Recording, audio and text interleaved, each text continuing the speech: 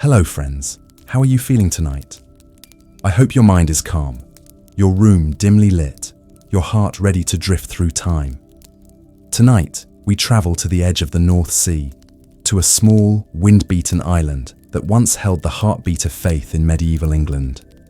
An island called Lindisfarne, a place of quiet devotion, of wind and salt, of songs carried across the tide. Before we begin, dear listener, take a slow breath. Let the world fall silent around you. And if you enjoy these long journeys into forgotten history, remember to like this story, subscribe for more nights like this, and tell us in the comments, where in the world are you listening from tonight?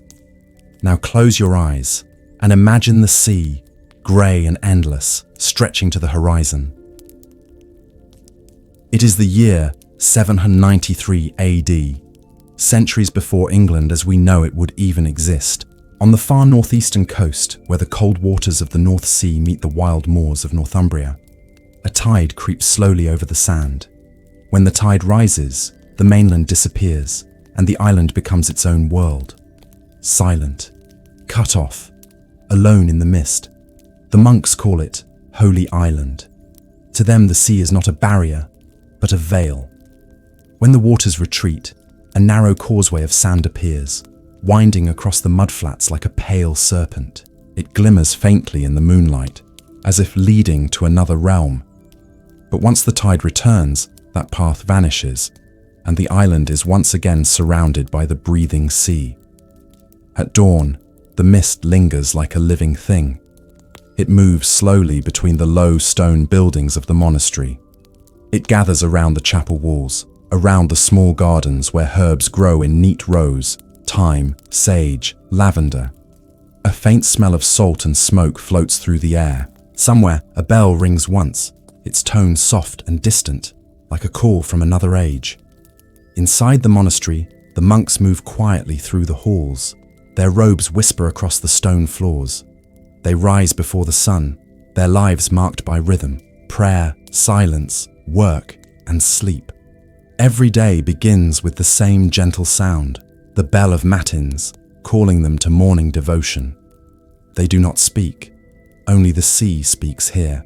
Brother Aidan, one of the youngest among them, steps out into the cold. The air is sharp, his breath visible in the dim light.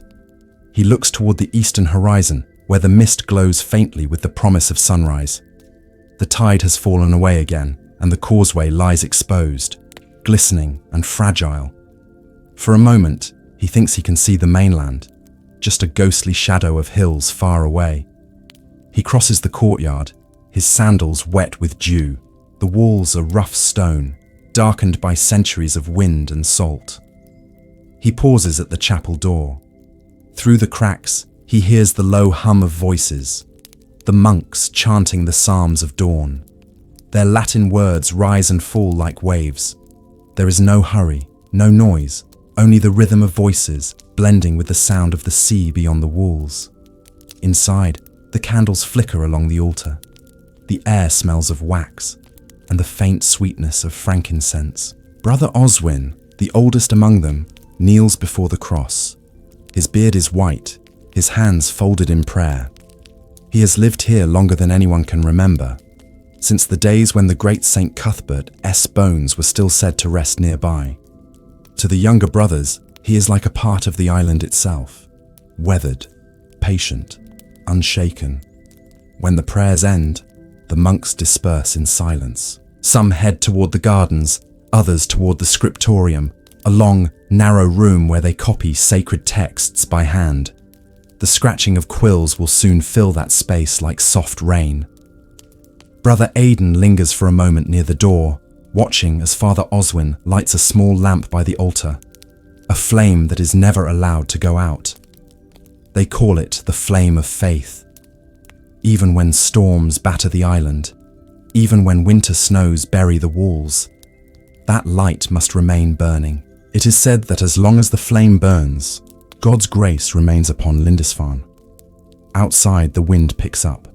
It carries with it the cry of gulls, the scent of seaweed, the sound of waves striking the rocks below the cliffs. The island feels both alive and asleep at once, half in the world of men, half in the realm of dreams. As the sun climbs, the mist begins to thin. From the high tower of the monastery, one can see far across the coast. Green fields, scattered huts, the faint line of smoke from distant hearths. Yet, even under light, the island keeps its hush. Time moves differently here. Each day feels carved from eternity, measured not by clocks, but by the rising and falling of tides. The monks eat little. Their meals are humble.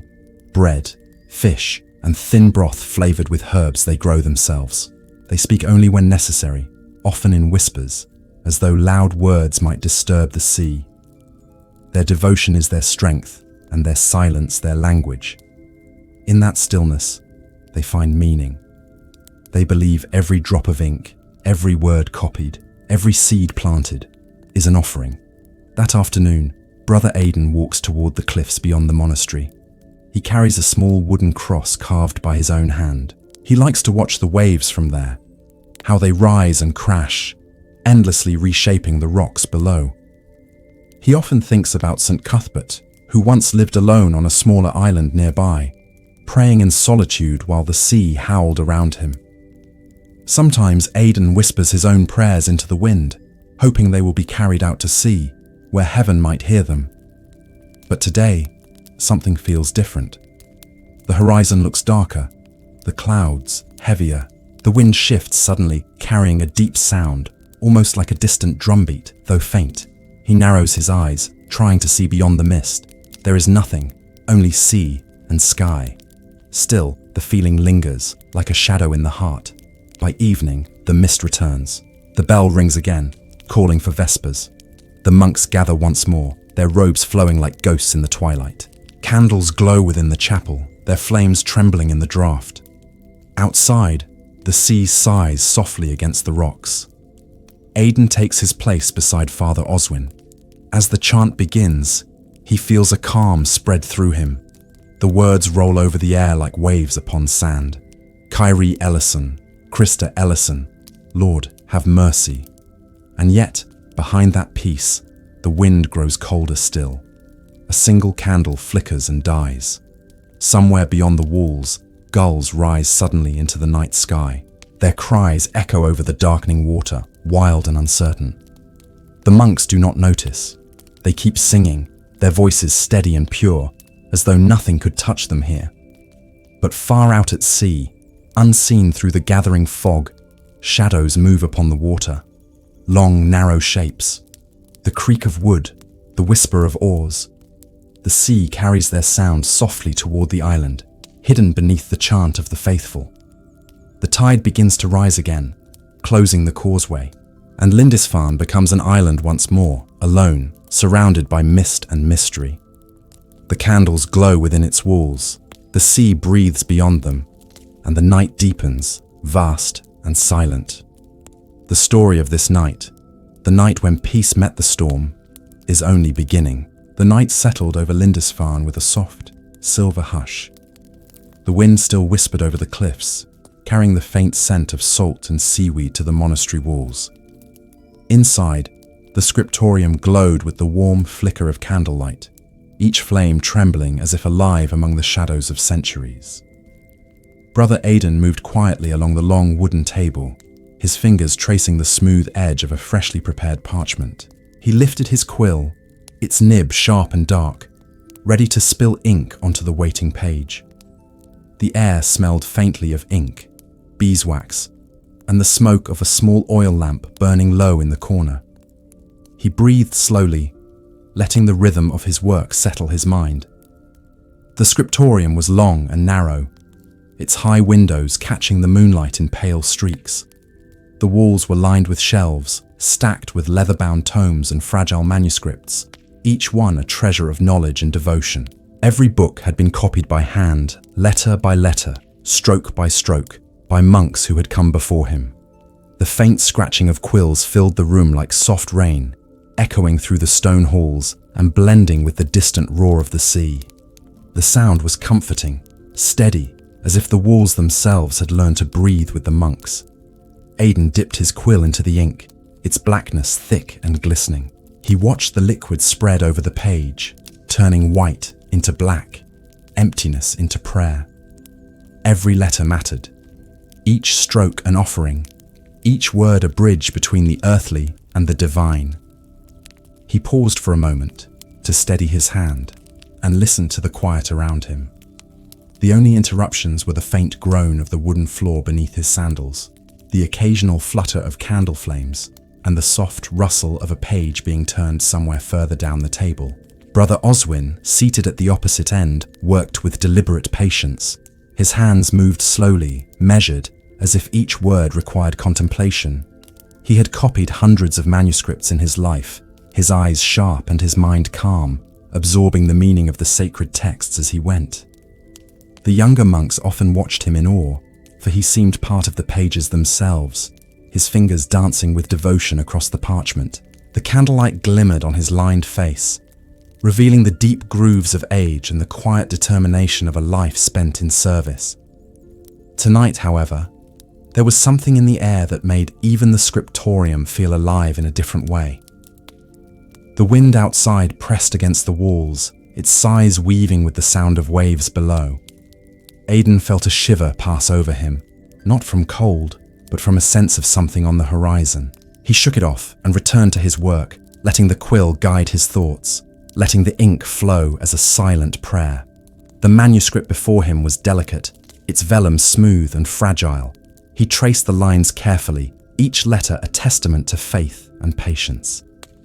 His candle flickered against the shadows, casting ghostly shapes across the room, shapes that seemed to move like silent spirits watching over him. He imagined the monks of the past, hands steady, eyes focused, copying the words that would travel through centuries, carrying wisdom and devotion long after their own lives had ended. He paused and looked around. The scriptorium was empty, except for the few monks still working late into the night. The sound of quills scraping across parchment was almost hypnotic, like the lullaby of the monastery itself. He could hear the faint echo of the sea through the thick walls, the distant cry of gulls, even the soft patter of droplets on the roof from an earlier drizzle. The islands seemed to breathe in rhythm with their work, each wave, each wind gust, each candle flicker in harmony with the labor of faith within these walls. Father Oswin glanced toward him briefly, his eyes calm but perceptive. Aidan returned the look with a slight nod and then returned to his task. Even in silence, there was understanding. The rhythm of the scriptorium required no words. The ink met the page, letter by letter, prayer by prayer, as the monks of Lindisfarne built their legacy in quiet devotion. The night stretched on, soft and unbroken, each hour folding gently into the next. The candlelight danced across the faces of the monks, illuminating the curves of concentration, of thought, of silent reflection. Outside, the mist crept closer to the walls, the tide whispering secrets to the rocks below. The island seemed suspended between sea and sky, between the world of men and the eternal realm of devotion. Aidan paused to wipe the sweat from his brow, and in that stillness he felt the weight of history, of every hand that had ever touched the ink, the parchment, the quill. He felt the presence of those long gone, but still alive in the words they had left behind. Their voices echoed softly in his mind, the soft cadence of Latin prayers, the gentle rhythm of life preserved in script. He resumed his work, slowly, deliberately, letting each stroke of ink be both a word and a meditation. The scriptorium was alive with quiet energy, each monk contributing to the harmony of creation. They were bound together by devotion, by purpose, by the shared understanding that their work would outlast them all. The candlelight flickered, casting dancing shadows across the walls, illuminating the care taken with each delicate letter. The quills whispered like soft winds across the pages, and for a time, the world beyond the monastery ceased to exist. Hours passed, the moon climbing high over the island, its light spilling across the scriptorium windows. The sound of the sea grew fainter, or perhaps it simply receded in his awareness, subsumed by the rhythmic scratch of ink on parchment. The words on the page formed slowly, but steadily, like a river carving a path through stone. Aidan felt a sense of calm satisfaction, an awareness that he was part of something larger than himself, something enduring, beautiful, quietly magnificent. As the night deepened, the candle flame dimmed slightly, but Aidan continued, driven by purpose rather than urgency.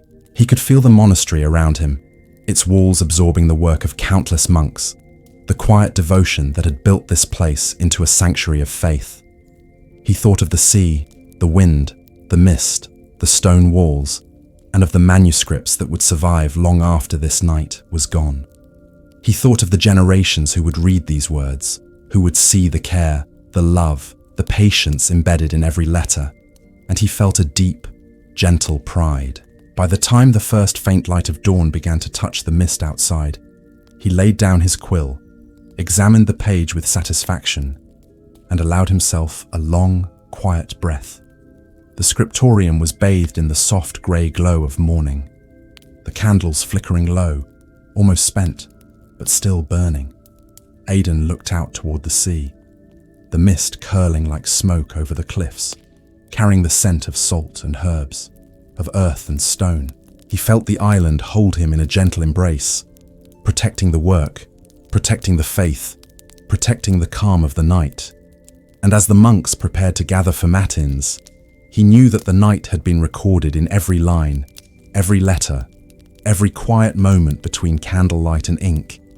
The island slept, or perhaps it was awake in a different way, its pulse gentle and eternal, its history etched in parchment and devotion, ready to be carried forward into another day. The morning mist lingered over Lindisfarne, the pale light of dawn spreading slowly across the wet sand and jagged rocks. The monastery walls stood silent, grey and enduring, bathed in the soft glow of the waking sun. Brother Aidan stepped outside again, his feet bare on the cold stone path, feeling the chill rise from the ground. The wind was gentler now, but carried the scent of seaweed and salt, of waves breaking far below the cliffs, of the endless North Sea breathing against the island. The gulls circled above, their cries sharp but distant, cutting through the quiet like small echoes of freedom. He paused at the edge of the garden, where thyme and sage grew in neat rows, leaves glistening with dew. The herbs smelled stronger in the cold air, earthy and alive. Aidan bent down, letting his fingers brush lightly over the leaves, feeling the texture under his fingertips, soft yet resilient, like the monks themselves, like the island itself, weathered by wind and devotion.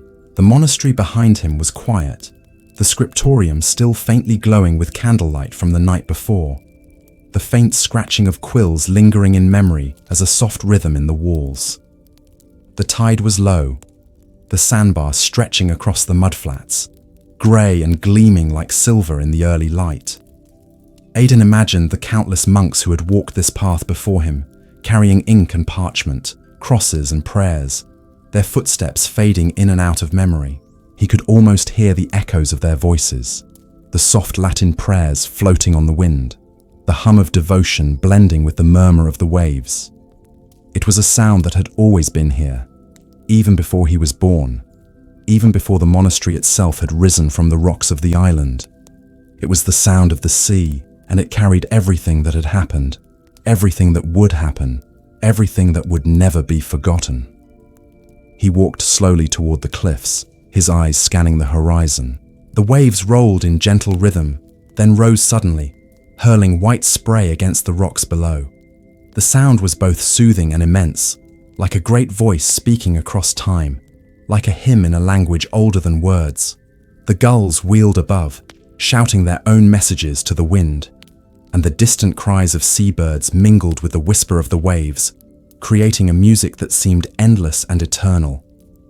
Aidan closed his eyes, letting the sound wash over him, letting the rhythm settle deep in his chest, feeling the heartbeat of the island itself. Inside the monastery, the other monks moved with quiet purpose. Some tended the gardens, watering herbs, pruning small shrubs, their hands steady and slow. Others carried food and water, preparing for the midday meal. Even the simplest movements seemed part of the greater rhythm, part of the harmony of the island, as though every action had been written into the air by those who had lived here for centuries. Brother Oswin emerged from the chapel, his robe flowing lightly in the wind. He paused at the edge of the courtyard to look at the sea, as if reading a message in its endless motion. His eyes were calm but sharp, and his lips moved silently in prayer, words too quiet to hear but present in the heart of the morning. Aidan continued along the path to the cliffs, his steps careful over the uneven stone. The wind tugged at his robe, and the smell of salt was stronger here, stronger than any incense or candle flame. He felt a strange mix of awe and peace, the vastness of the sea before him, making him feel small, yet deeply connected to the eternity surrounding him. The waves crashed against the rocks, then receded with a hiss, leaving small pools of water that reflected the pale morning sky. He knelt briefly to touch the surface, letting his fingers feel the chill and the smoothness, the constant movement, never still, never ending. He could hear the soft echo of voices from the scriptorium, the faint scraping of quills on parchment, though distant now. The sounds of the monastery blended with the rhythm of the sea in a way that was almost musical, almost hypnotic. The wind shifted again, carrying the smell of damp stone and fresh herbs, of sea spray and cold sand, of the world beyond the walls of the monastery. Aidan breathed slowly, letting each inhale and exhale match the rising and falling of the waves, letting the world narrow to this place, this moment, this sound. A distant gull called sharply, its echo bouncing off the cliffs and walls, then fading into the background.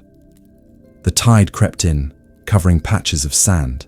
Aidan watched as water advanced and withdrew, leaving patterns in the wet mud, patterns that seemed deliberate, as if the sea itself were writing messages in the earth. The shapes changed constantly, but the rhythm remained, like a slow chant, like a quiet prayer that never ended. He felt himself part of it, his breathing in time with the tide, his heart in tune with the pulse of the waves. He walked closer to the edge, where the cliffs fell sharply to the rocks below. The wind was stronger here, and he leaned lightly against the stone railing, feeling the vibration of the waves as they struck the rocks. The sea had a voice older than any of the monks, older than the monastery. It spoke without words, but with power, with presence, with certainty. It reminded him of the fragility of life, the persistence of devotion, the fleeting yet eternal nature of time. The sound was never loud, never threatening, but immense in its constancy, like a song for those who had ears to listen and hearts to feel. He imagined the nights when St. Cuthbert had walked alone on nearby islands, praying in solitude as the sea thundered around him, his only companions the wind, the gulls, and the stars above. Aidan felt a kinship with that solitude, not lonely, not fearful, but full of awareness, full of attention, full of peace. He whispered his own quiet prayer into the wind words carried instantly into the endless sea, where perhaps they would mingle with the prayers of monks long gone, with the voices of those who had lived before him, with the rhythm of waves that never ended. The morning passed in gentle motion, each moment folding into the next, each sound of the sea a reminder of continuity, of faith, of quiet power. Aidan returned slowly to the monastery, his heart light, his mind calm. The monks continued their work. The garden, the scriptorium, the chapel, the hallways, each movement measured, deliberate, as if choreographed by the island itself. The sea continued its song outside, eternal and patient, and inside the monastery, the rhythm of devotion echoed it perfectly. As the sun climbed higher, the mist began to fade entirely, leaving the island exposed to the full glare of the early day. The sound of the sea remained steady and unwavering, an invisible companion to every step, the faithful backdrop to every prayer, the constant presence that reminded the monks of the vastness and beauty of the world beyond the stone walls. Yet even beyond its immensity, it felt intimate, personal, like a message meant for those who could hear, for those who could feel. Aidan paused briefly at the doorway to the scriptorium, breathing in the mingled scents of salt and ink, of wax and herbs, and he felt a calm that ran deep into his bones, knowing the sea would always be here, singing, watching, guarding, teaching. By evening, the tide would rise again, bringing with it a different rhythm. The whispers of waves against stone, the soft pounding of water on sand and rock, reminding the monks that the world outside was ever moving. But within these walls, the devotion would endure, steady as the heartbeat of the sea, quiet as the wind in the mist, eternal as the candlelight and ink. The sun dipped slowly toward the horizon, casting a warm amber glow across the walls of Lindisfarne. Monastery shadows stretched long and soft over the stone courtyards, the gardens, the narrow paths between low stone huts. The sea beyond glimmered in the fading light, its surface rippling with gentle waves, the horizon a haze of gold and grey. The air smelled of salt and herbs, of wet stone and distant fires, of centuries of devotion pressing softly into every corner. Brother Aidan walked slowly toward the chapel, the evening bell waiting to mark the passage of the day. Inside, the chapel candles flickered against the walls, casting elongated shadows that danced with the fading light. The soft scent of incense hung in the air, layered with the faint smokiness of oil lamps burning low. The monks moved quietly, preparing for vespers, their robes brushing softly across the stone floors, footsteps measured, deliberate, like whispers of time itself.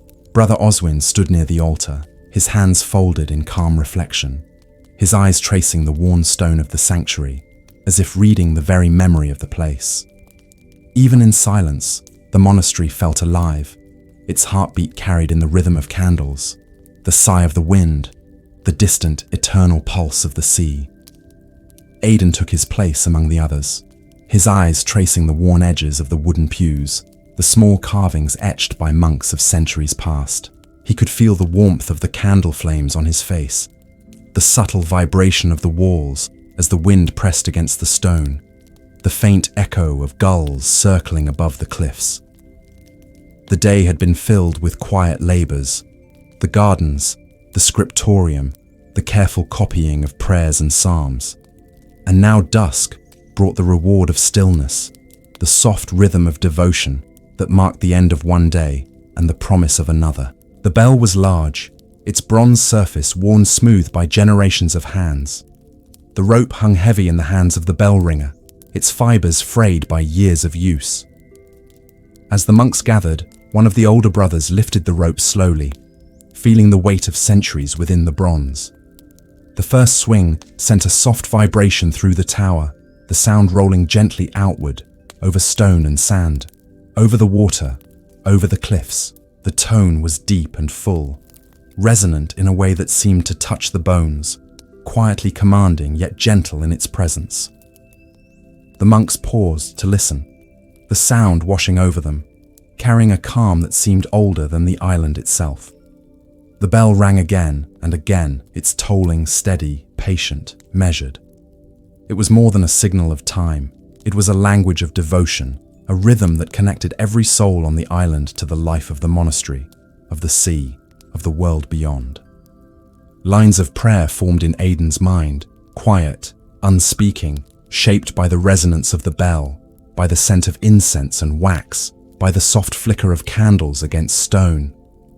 He closed his eyes, letting the sound carry him, letting the vibrations settle deep within his chest, feeling both the immense weight of history and the intimate presence of the moment. Outside, the mist had begun to creep back over the sandbars, the tide slowly rising to claim the mudflats once again. The distant cry of gulls punctuated the evening air, their voices carrying far over the water, soft echoes of freedom and wildness. Aidan imagined the countless nights when St. Cuthbert had walked alone on smaller islands, his only companions the wind, the stars, the sea, and the soft tolling of distant bells. He felt a kinship with that solitude, not lonely, not fearful, but aware, attentive, present. The bell seemed to speak to him, not in words, but in rhythm, in vibration, in the gentle insistence of time passing and devotion enduring.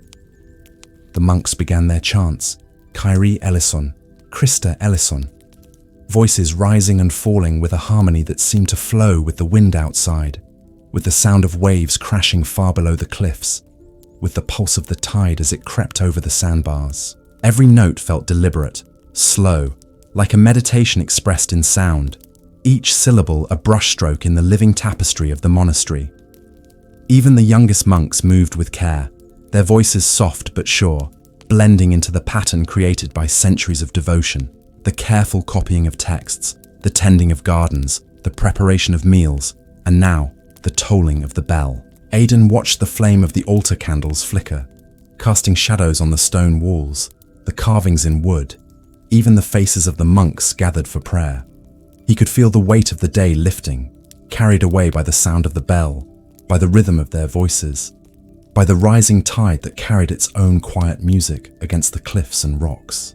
The sea and the monastery, inside and outside, the bell and the voices, all seemed to merge into a single rhythm, a heartbeat both immense and intimate, anchoring him in a calm awareness of place and time. As the last toll faded, the monks fell silent for a moment, breathing in unison, letting the echoes of the sound linger in the stone, the air, the heart. Aidan felt a sense of awe, not sudden or dramatic, but soft, like the glow of candlelight against the walls, like the faint vibration of the bell still carrying through his bones. He knelt briefly in the cool stone of the chapel, letting the moment settle deep within, feeling both gratitude and reverence, connection and stillness. The wind pressed against the windows, the tide whispered against the sandbars, the gulls called, and all of it seemed part of a single song, the song of Lindisfarne, the song of devotion, of life, of time flowing gently onward. The candles burned lower, the shadows longer, and the mist grew heavier, creeping through the corners of the courtyard, the edges of the garden, the narrow paths leading to the scriptorium and the tower. The monks rose slowly, returning to their evening routines, carrying the calm of vespers with them, the rhythm of the bell still echoing in their hearts. Even as they moved quietly through the monastery, the sound of the sea remained steady, patient, unchanging, a companion to every step, a teacher of constancy, a reminder of eternity contained in the smallness of their work and the vastness of their world. Aidan lingered a moment at the chapel door, looking out at the tide climbing, the mist curling around the rocks, the soft light fading into twilight. He could feel the pulse of the island, the rhythm of water and wind, the steady insistence of the bell in memory, carrying lessons in patience, faith, awareness, connection. He turned slowly, walking back to his quarters, each step deliberate, measured, quiet, as if even his movement could honor the weight and beauty of the day and the evening he had witnessed. The night deepened. The candles glimmered low, casting their last warm glow across stone and parchment. The sea whispered against the cliffs. The wind sighed softly through the walls. The bell's memory lingered in every corner, every shadow, every heartbeat of the monastery. Lindisfarne slept, or perhaps it did not, its presence eternal, its devotion quiet but immense, its rhythm carried in the sound of waves, the tolling of bells, and the soft, enduring heartbeat of those who walked within its walls. And so the evening passed, softly, steadily, gently, leaving the monks and the island together in quiet harmony, the bell having spoken its lesson, its prayer, its promise into the heart of Lindisfarne, ready to be carried forward into another night. The night had grown deeper, Lindisfarne wrapped in a thick veil of mist and silence. The sea moved with soft persistence, its waves lapping against the rocks below the cliffs, the sound gentle yet constant, like a quiet heartbeat that never faltered.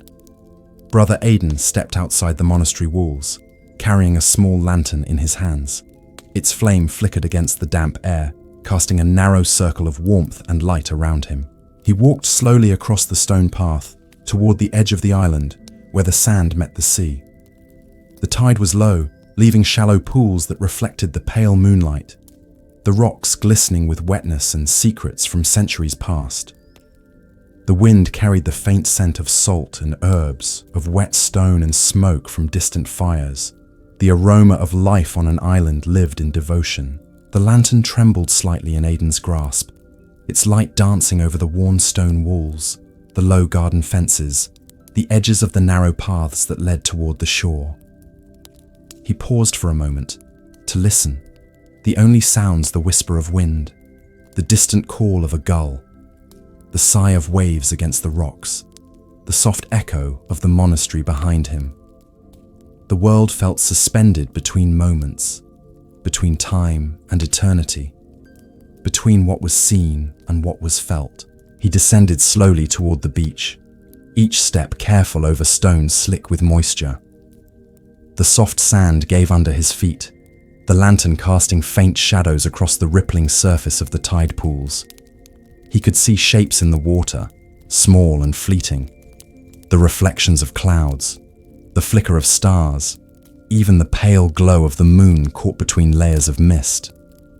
It was a world both familiar and strange, the boundary between land and sea, between human devotion and the eternal rhythm of nature.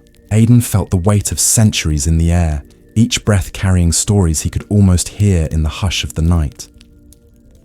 A lone gull flew overhead, its wings slicing silently through the mist, its cry soft but sharp in the cold air. Aidan followed the sound with his eyes, watching it disappear over the water, the movement merging with the gentle motion of waves.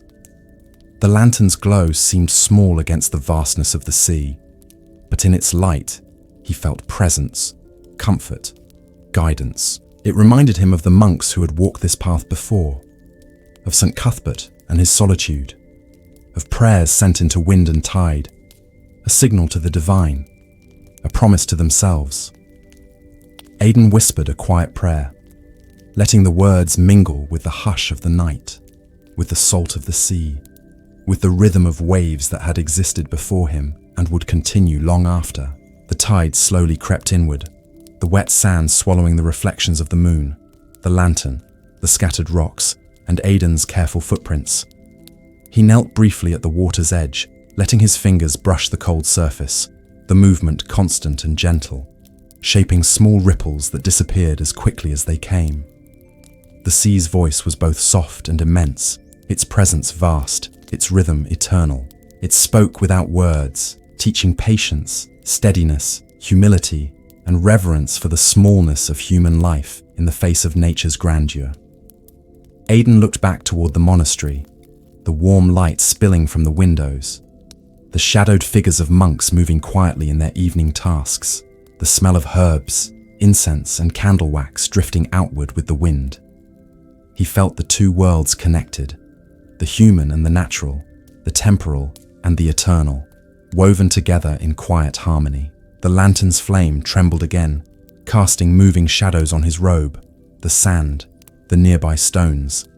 He held it higher, letting its light stretch across the edge of the water, as if marking a path between the island and the endless sea, a small beacon of presence and devotion.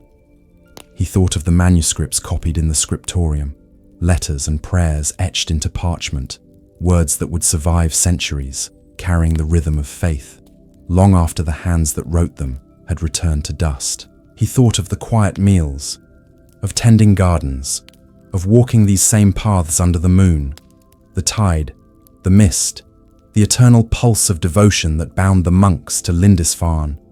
He could almost hear the distant echo of quills scratching on parchment, the faint chant of psalms, the soft toll of the bell that had marked evening, all woven into the soundscape of waves and wind and night. A sudden shift in the wind brought a new smell, the faint hint of distant wood smoke, a signal of fires lit far across the coast, perhaps in a village.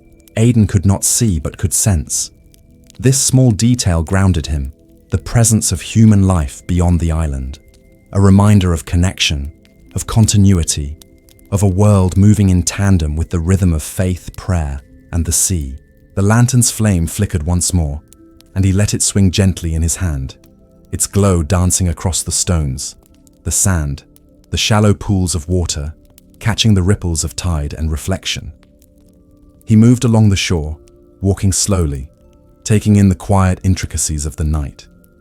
Every footprint left its mark, but the tide erased it gently, softly, without haste, without malice. The waves whispered encouragement, the wind sighed through the rocks, the gulls cried far above, and the lantern light glimmered like a small sun in the night, the bridge between earth and sky, between devotion and solitude, between what is temporal and what is eternal. Aidan paused at a high rock, letting the lantern light reach the small expanse of water below. He could see the foam gathering at the edges of rocks, the faint reflection of stars in the wet sand, the slow, measured pulse of the tide advancing and retreating. The lantern's glow seemed to capture the world in miniature, holding the essence of the island, the monastery, the sea, the devotion, all within its trembling flame. It was a moment of quiet wonder, of reflection, of gentle awe, unrushed, unbroken, immeasurable in its intimacy. The wind shifted again. The tide crept closer, the mist curling around stones and sand, casting everything in a delicate silver haze. Aidan lowered the lantern for a moment, letting the light wash across his hands and robe, feeling the warmth against the chill of night air. He whispered another prayer, soft and steady, feeling the continuity of time, the presence of monks past and future, the eternal song of the sea, the soft, persistent rhythm of Lindisfarne. By the time he returned toward the monastery, the tide had risen, covering the sandbar, the small pools, the reflections, and nearly all traces of his passage. The lantern's glow now illuminated the familiar path, the stone walls, the low gardens, the worn steps leading back to the chapel and scriptorium. Everything seemed unchanged, yet profoundly different, in the quiet knowledge that the sea, like faith, was constant, patient, eternal, and present in every breath, every step, every heartbeat of those who walked here. The monks had gathered for night prayer, the candles burning low, the scriptorium quiet, save for the occasional faint scratch of quill on parchment. Aidan joined them silently, his lantern placed carefully near the chapel door. Its light mingled with candle glow, the soft shadows dancing on stone and wall, carrying with it the calm of the shore, the rhythm of the tide, the presence of the night, folded into the heart of Lindisfarne. The sea sighed outside. The wind whispered. The gulls had gone to roost and all was settled, steady, eternal. The small flame a lantern on the shore, holding light in the midst of darkness. The night had settled fully over Lindisfarne, the mist curling around the monastery walls like a living thing. The sea was quieter now, the tide high and gentle, its soft lapping against rocks a lullaby that mingled with the distant wind. The cloister was empty except for the faint flicker of candlelight, and Brother Aidan's footsteps echoed softly across the stone arches, each step deliberate, measured, part of the rhythm of devotion that had shaped these walls for centuries. The air smelled of damp stone, of herbs, of the lingering smoke of evening lamps, and it carried the quiet weight of countless prayers whispered long before his time. He paused at the entrance of the cloister, looking down the long corridor of arches, the moonlight filtering through narrow windows, casting pale streaks across the floor. The shadows moved like slow dancers, their forms stretching and contracting with the sway of candle flames and the whisper of wind. He could hear the faintest creak of a wooden door, the soft murmur of water dripping somewhere in the distance, the occasional echo of a gull far out over the sea. It was a world held between moments, between presence and memory, between what was seen and what was felt. The cloister was designed to be a place of reflection, a sanctuary within the monastery, its arches enclosing a small garden where thyme, lavender, and rosemary grew in neat rows. The stone benches were worn smooth by centuries of sitting, the edges softened by the hands and knees of monks who had spent their lives in contemplation. Aidan walked slowly among the columns, his fingers brushing lightly over the cool stone, feeling the texture beneath his skin, the curves of carvings worn faintly by wind and rain and devotion. The whispers of the past seemed to move through the air, the soft voices of monks reciting prayers, teaching novices, copying manuscripts, all carried in the echoing quiet like a gentle chorus. He stopped at the edge of the small garden, looking down at the plants glistening with dew. The herbs smelled stronger at night, earthy and alive, reminding him of meals prepared with care, of healing remedies passed down through generations, of the simple labours that sustained life and faith on the island. He knelt briefly, letting his fingers touch the soil, feeling the pulse of growth, the slow, steady rhythm of life that went unnoticed by many, but was essential to all. The wind carried the scent of the sea mixed with these garden fragrances, and for a moment he felt the cloister expand beyond its walls, connected to the cliffs, the waves, the horizon, and all the unseen lives that had touched this place. A faint whisper reached his ears, soft, almost inaudible, like a memory brushing against the edges of consciousness. He turned his head slightly, but saw nothing except the shadows of columns, the moonlight playing across the walls, the gentle sway of herbs in the night breeze. He smiled quietly, knowing it was the voice of the monastery itself, the whispers of monks long gone, echoing faintly through stone and air, through time itself. It was not alarming nor strange, but comforting, an intimate reminder of continuity, of faith, of presence beyond the self. He rose slowly, walking along the corridor, the arches forming a rhythmic pattern, leading him deeper into the heart of the cloister. The candles flickered at intervals, casting soft pools of light across the stone floor, the shadows moving like slow companions, like echoes of those who had walked here before. The faint sound of quills scratching in the scriptorium reached him from a distance, mixed with the occasional sigh of the wind, creating a symphony of quiet labor and devotion, of movement and stillness, of the temporal and eternal. Aidan paused near the central fountain, the water barely moving, its surface reflecting the faint starlight from above. The gentle sound of water trickling over stone was a soft counterpoint to the whispers in the cloister, an accompaniment to the unspoken prayers, an echo of continuity and calm. He knelt beside the fountain, letting his fingers brush the surface, the water cool and smooth, its movement steady and gentle, like a heartbeat that had persisted for centuries. The same water, perhaps, that had touched the hands of monks long before him.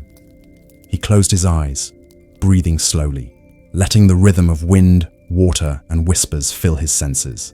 The cloister seemed alive, the arches holding memory like invisible pages, the stone absorbing each prayer, the herbs carrying the scent of devotion, the candle flames dancing in quiet harmony with the movement of night outside.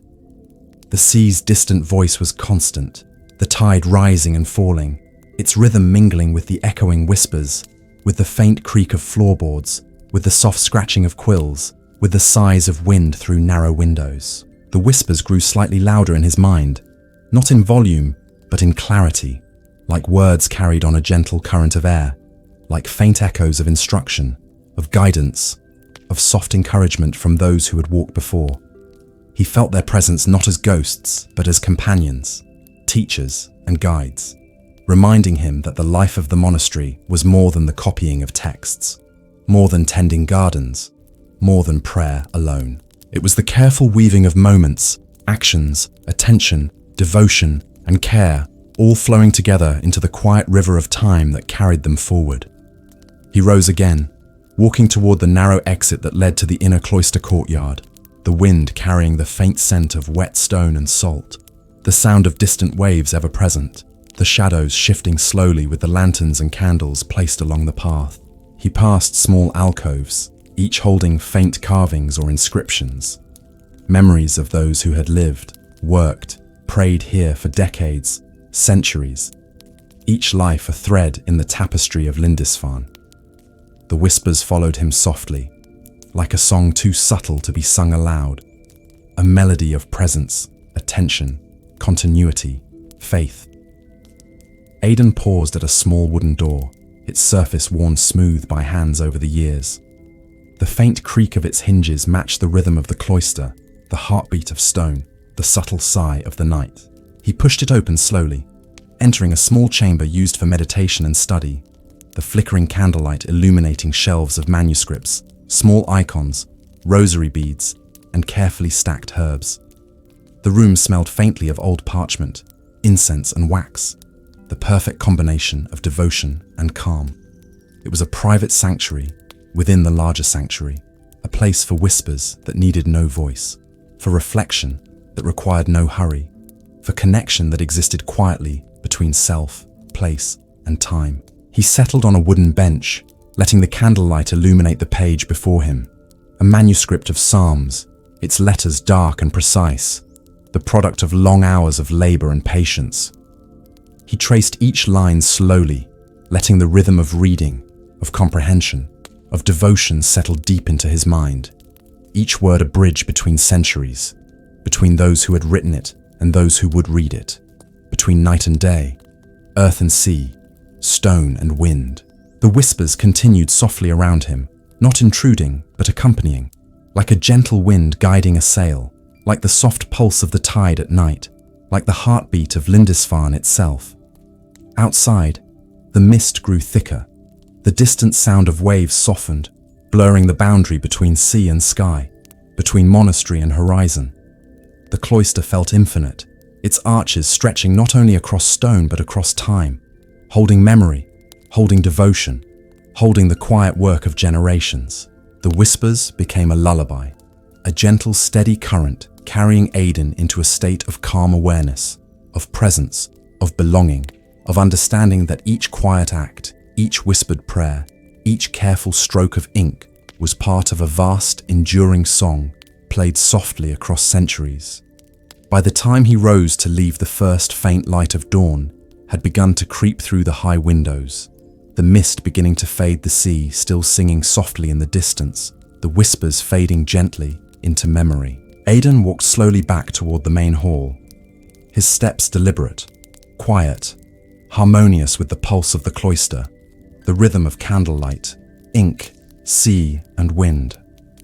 The night had passed, its lessons absorbed, its whispers remembered. Its calm settled deep into the bones of the island and the monastery, ready to carry him into the day ahead. The morning mist had not yet lifted from Lindisfarne, the air heavy with the scent of sea and stone. Brother Aidan stood at the edge of the monastery wall, holding a small lantern in his hands. Its flame flickered against the grey light, casting a warm circle over the damp stone, painting shadows that danced softly across the worn path below. He looked out toward the horizon, where waves rolled gently against jagged rocks, the tide slowly rising, carrying the whispers of the North Sea in its rhythmic pulse. The gulls circled above, their cries distant, echoing faintly in the quiet, soft as a memory. The lantern watch was a ritual that had endured for centuries, a practice meant to observe the sea and sky, record the patterns of tides, storms, and the movement of light across water. Brothers were assigned in shifts, walking along the walls, pausing at high points, noting the subtle changes of wind, clouds, and wave. The lantern was both a tool and a symbol, its light marking presence, attention, and care, its small warmth a comfort against the chill of dawn.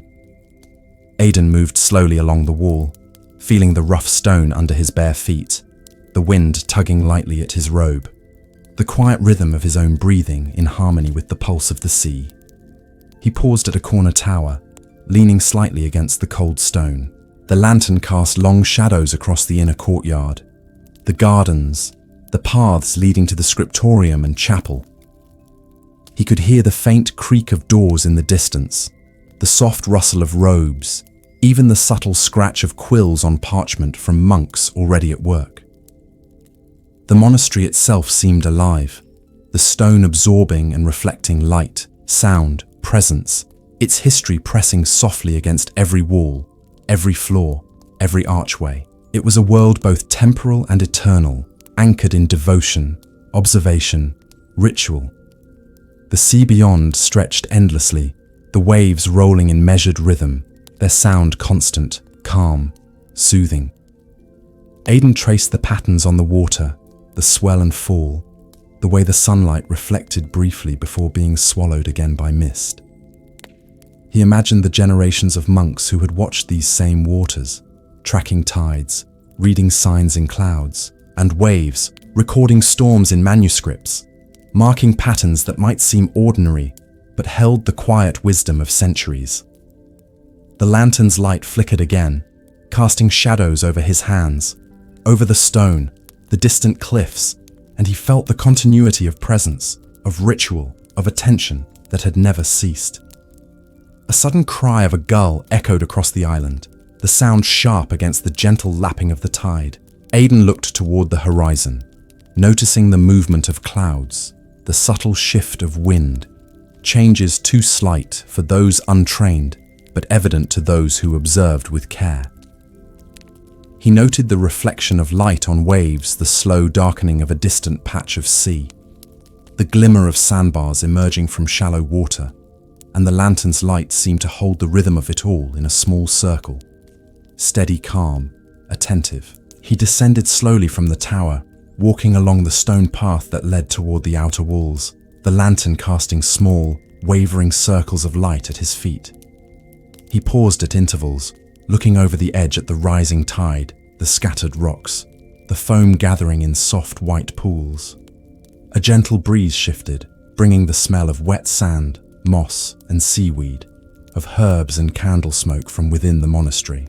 The small lantern seemed both fragile and immense, a tiny sun in the quiet, observing world, the keeper of insight, the companion to the North Sea's eternal song. Along the path, he passed the small garden within the walls, its herbs glistening with dew, their scents mingling with salt and stone. Each plant a reminder of simple labor of growth and care of devotion, expressed through attention to detail. The water from the fountain trickled faintly, the sound blending with distant waves, the soft rhythm of the wind, the whisper of leaves in small shrubs, and the lantern's glow reflected on droplets scattered across stones, turning them into tiny, steady stars in the dim light. He arrived at the western wall, a high perch that overlooked both sea and monastery, the perfect vantage point for observation and meditation. The tide now reached farther up the sand, the waves breaking softly against the rocks below. He rested the lantern on the stone beside him, its warmth radiating faintly as he leaned against the wall, watching, breathing, feeling the continuity of everything around him. The cliffs rose sharply behind, the stone cold and worn, the shadows long and gentle, the distant sound of the sea as persistent as his own heartbeat, matching his awareness with its rhythm, teaching patience, calm, presence. The lantern flickered with the pull of the wind, the flame dancing like a small creature, alert and alive. Aidan adjusted it gently, letting the light extend across the stone, illuminating small carvings in the walls, letters etched by monks long gone, the marks of lives lived carefully, devotion recorded in quiet gestures. He felt a sense of kinship with them, with their attention, with the gentle diligence that had carried across centuries, connecting him to the monastery, the sea, the world beyond, and to the unseen rhythm of time itself. He traced the horizon with his eyes, the color shifting subtly, the pale gold of early dawn giving way to soft grey, the mist curling over the water and rocks, a delicate dance of light and shadow. The gulls had retreated to distant roosts, the sea's voice steady, the waves moving with infinite patience, echoing the careful observation and devotion that the lantern represented. The monastery slept behind him, or perhaps it did not, its walls and stone breathing with centuries of quiet work, the whispers of prayers, the murmur of manuscripts, the gentle tolling of unseen bells, all blending with the rhythm of the North Sea. Aidan held the lantern up again, walking slowly along the edge of the wall, pausing to note the subtle movements of water, wind, and sky. The light touched every corner, revealing texture, the roughness of stone, the gentle curve of arches, the edges of carved inscriptions, each detail both ordinary and extraordinary, a testament to care and devotion sustained over countless nights and days. It was a practice of presence, of observation, of quiet connection with everything around him, a small bridge between human effort and eternal rhythm. He knelt briefly to inspect a small patch of moss growing between stones, its green deep and vibrant, absorbing the glow of the lantern. the reflection of sky, the moisture of the night. Aidan thought of the many monks who had performed similar quiet inspections, caring for plants, stone, ink, parchment, ritual, and prayer, each act a meditation, each moment a step along the path of devotion, each lantern a witness to the rhythm of life and faith. The sea hummed softly below, the wind shifted, the gulls had gone silent, and the lantern's light held the gentle pulse of observation, steady, calm, eternal.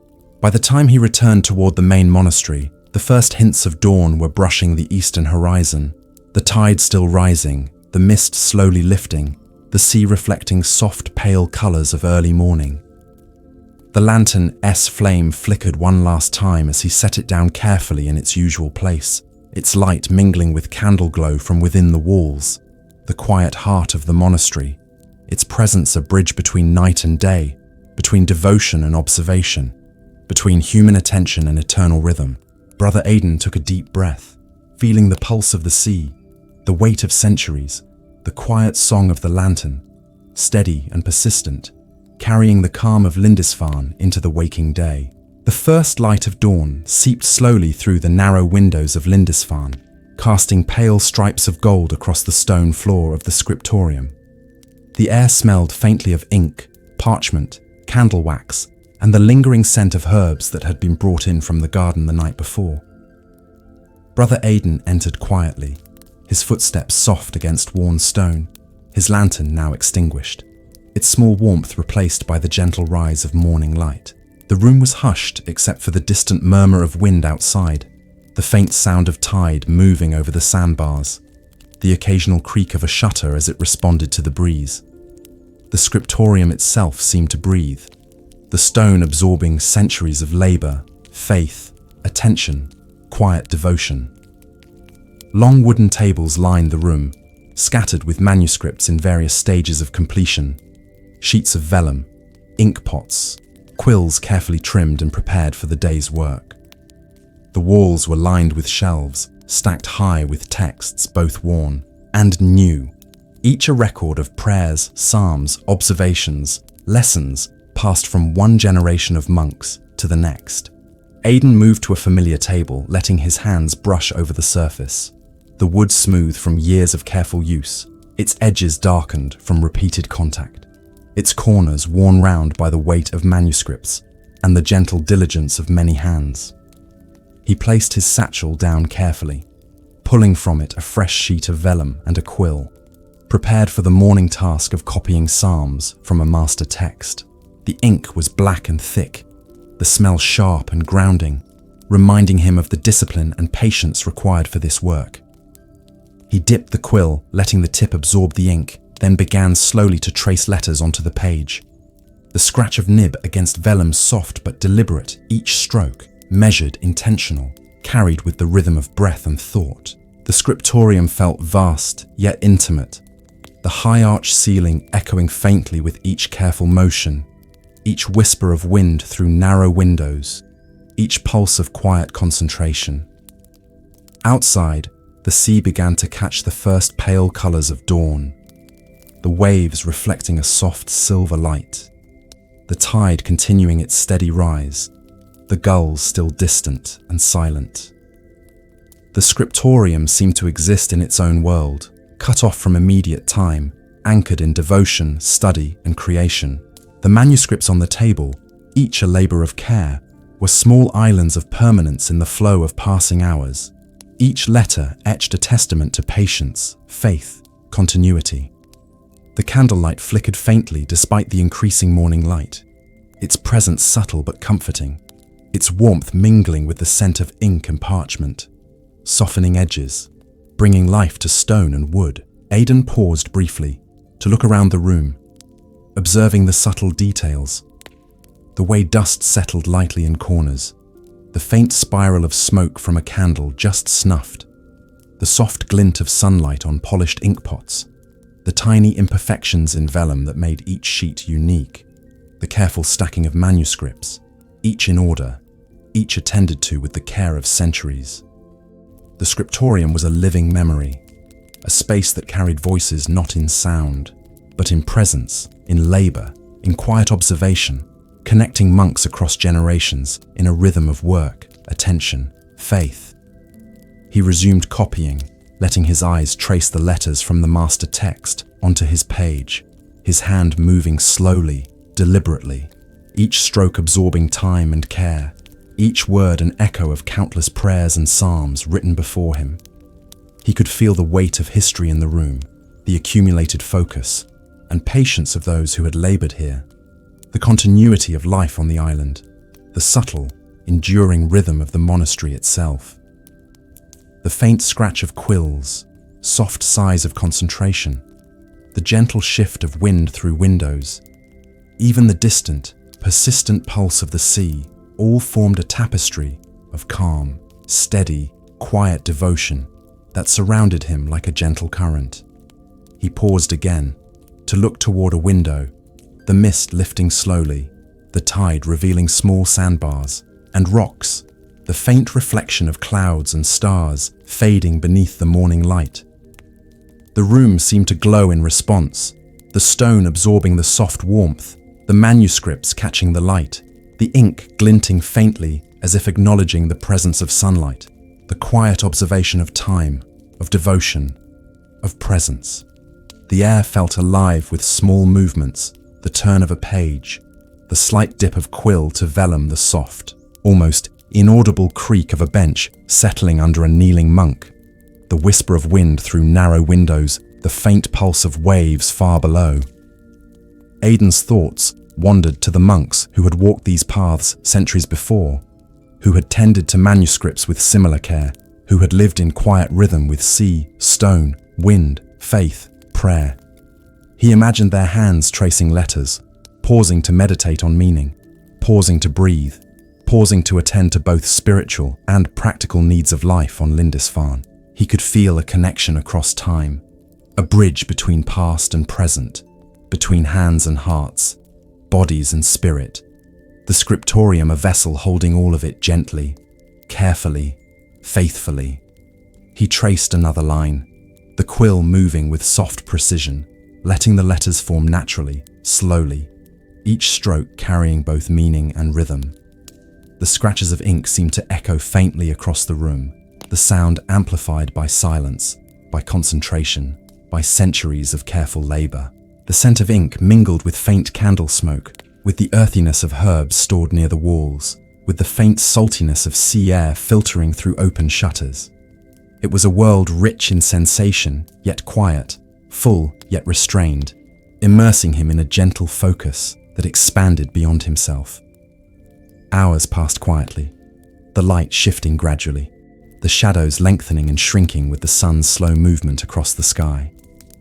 The Scriptorium remained a sanctuary, a place where time felt fluid yet deliberate, where labor and devotion merged into meditation, the rhythm of hand and eye, heart and mind, wind and sea, stone and parchment forming a steady, calming pattern. The soft scratch of quills, occasional sighs, breath, footsteps, shift of robes, murmur of wind through narrow windows, the faint hiss of candle flame, all blended into a tapestry of gentle continuity. He paused to admire his progress, the lines carefully copied, the letters precise, the rhythm of his hand settled into calm awareness, the heart of the Scriptorium beating quietly with him, around him, through him.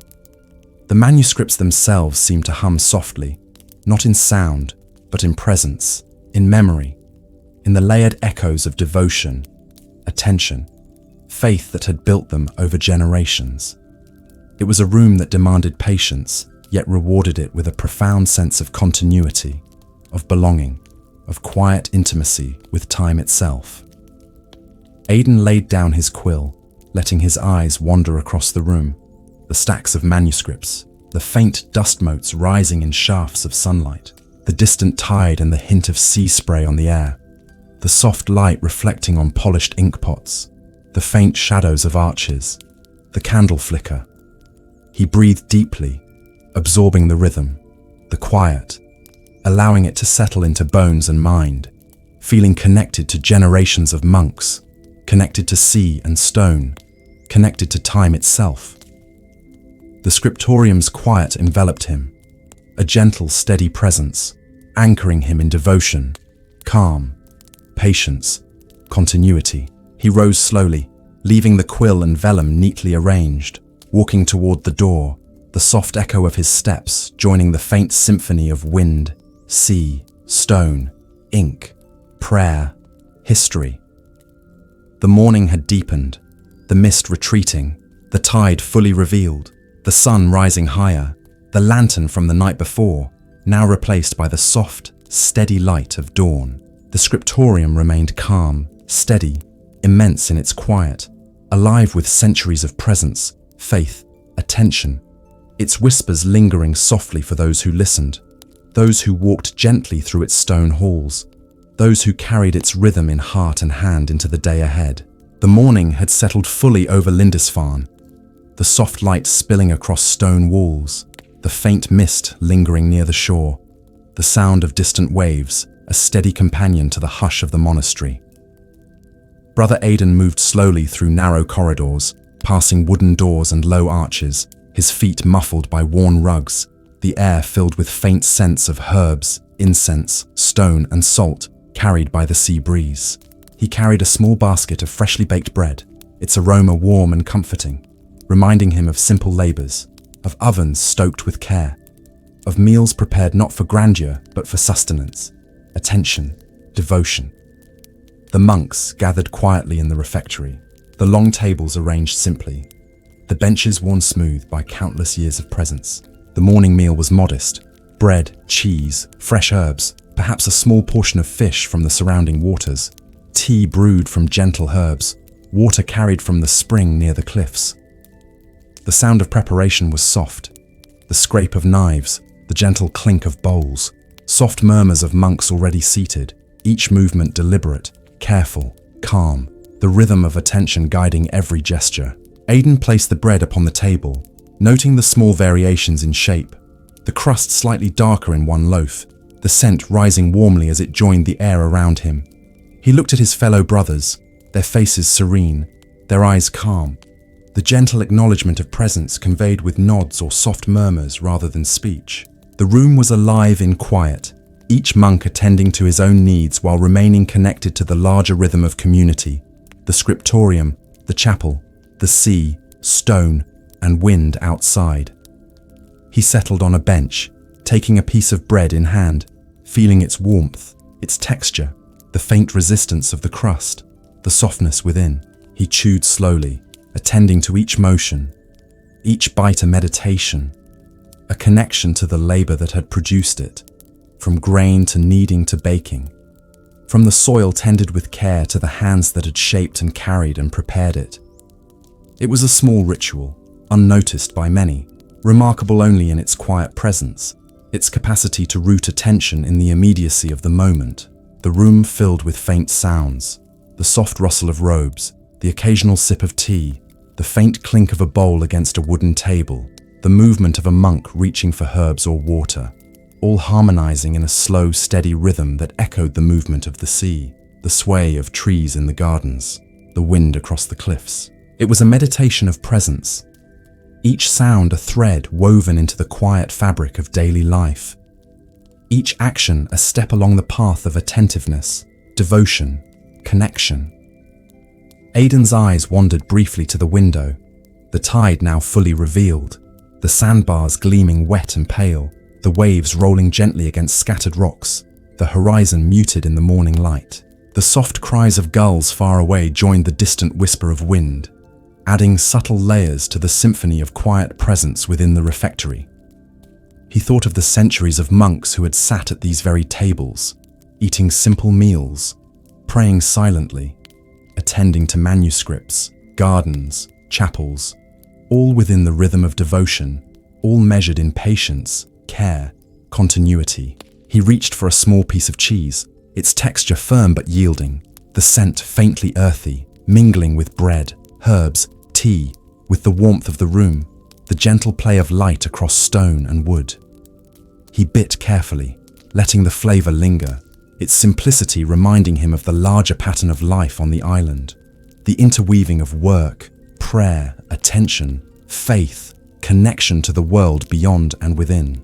Life here was small in scale, yet immense in depth. Each act imbued with awareness. Each gesture a quiet acknowledgement of continuity, history, presence. The monks spoke rarely, soft murmurs only, perhaps sharing an observation, a thought, a memory.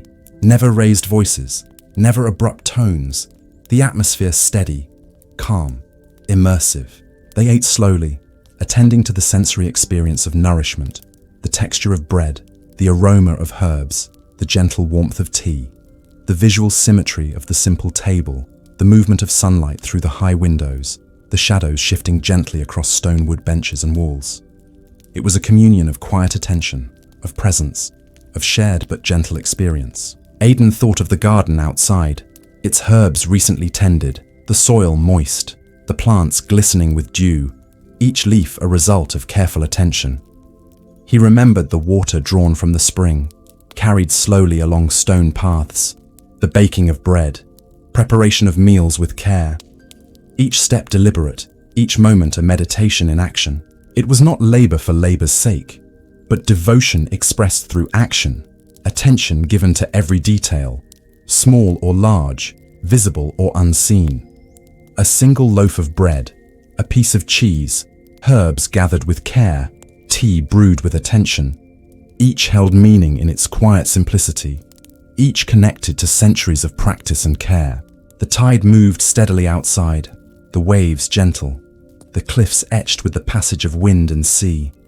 History made visible in stone, water, sand. The soft scent of salt and wet stone mingled faintly with the aromas within the refectory, the quiet music of life unfolding slowly. The monks continued their meal, each bite, each sip, a ritual of mindfulness, an offering of presence to themselves, the community, Lindisfarne, the eternal rhythm of sea, stone, wind, faith. The room itself seemed to resonate with this quiet rhythm, absorbing and reflecting it, becoming a vessel for continuity, for calm, for gentle awareness. Aidan finished his piece of bread, setting the crust aside, noting the subtle warmth of the meal, the comfort it provided, its nourishment of both body and spirit. He sipped tea slowly, letting the warmth flow through him, attending to sensation, breath, presence, awareness of the moment, the soft light, the distant pulse of waves, the subtle symphony of wind, gulls, stone, wood, parchment, prayer, attention. The meal was over, though the calm lingered. The rhythm carried forward into subsequent tasks. The quiet music of life in Lindisfarne, ongoing, steady, immense in its simplicity, profound in its intimacy, lasting in memory and presence. After clearing his space and stacking dishes carefully, Aidan rose, feeling the continuity of practice, of care of attention flowing through him, the quiet heartbeat of monastery life, steady the pulse of sea and wind, blending seamlessly with the rhythm of stone, wood candle ink parchment prayer, the simple grace of shared meals, the soft music of the North Sea, and the enduring calm that filled each corridor, each garden, each scriptorium, each shadowed corner of Lindisfarne. As the sun began its slow descent toward the horizon, the light softened and deepened over Lindisfarne, the sea reflecting hues of amber and muted gold, the cliffs casting long, gentle shadows across the monastery grounds. Brother Aidan walked quietly through the corridors, the air filled with the faint scent of incense, stone warmed by the day's light, and herbs placed carefully in alcoves. He moved toward the chapel, the familiar rhythm of his steps soft against worn stone, the faint echo blending with distant waves and the occasional cry of a gull returning to roost.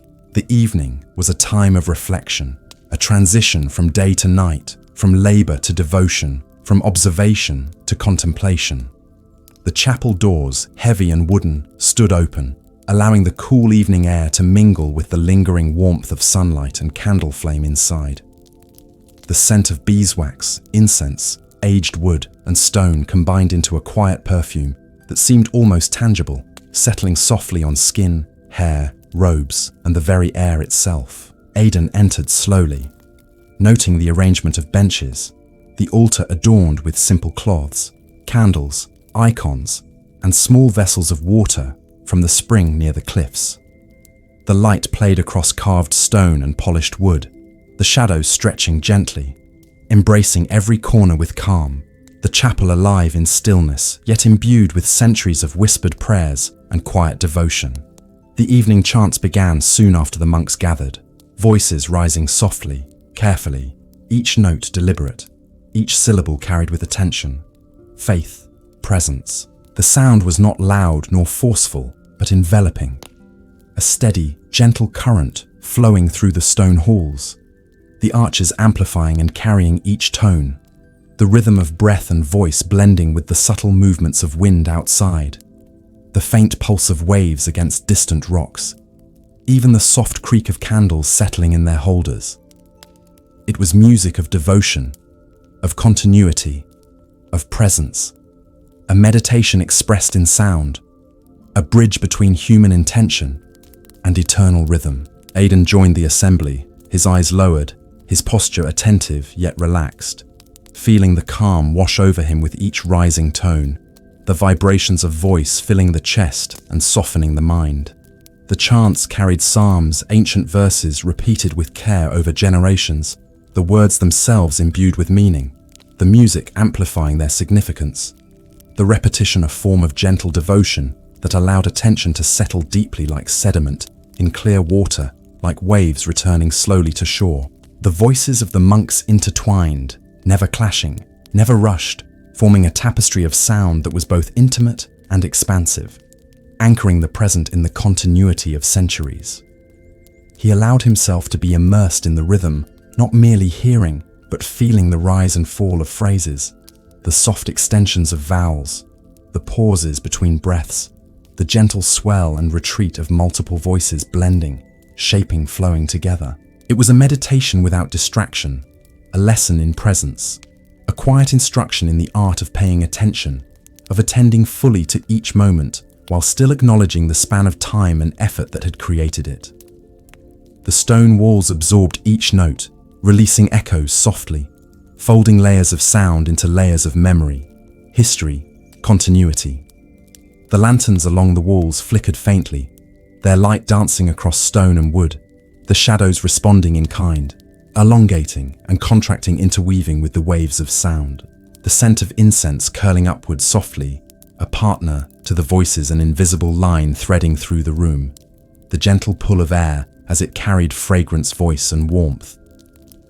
The monks' eyes often closed, faces serene, hands resting lightly on laps or holding prayer beads, heads nodding slightly in the rhythm of music, breath and thought. Even without words, Aidan could feel the dialogue of presence, attention, and devotion flowing through each participant. The chapel itself seeming to breathe with the music, the wind, the sea, the flickering flame. He thought of those who had chanted centuries before, the monks who had walked these halls, long before the foundations of the current monastery had settled into stone.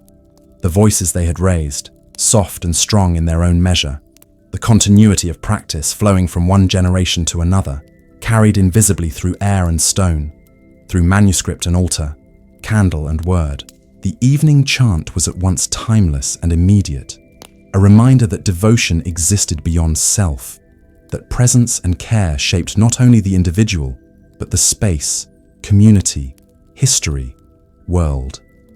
Outside, the tide moved steadily, the light shifting from gold to muted lavender, the waves reflecting subtle patterns on wet sand, the gulls now silent, settled in distant rocks or returning to cliffside roosts.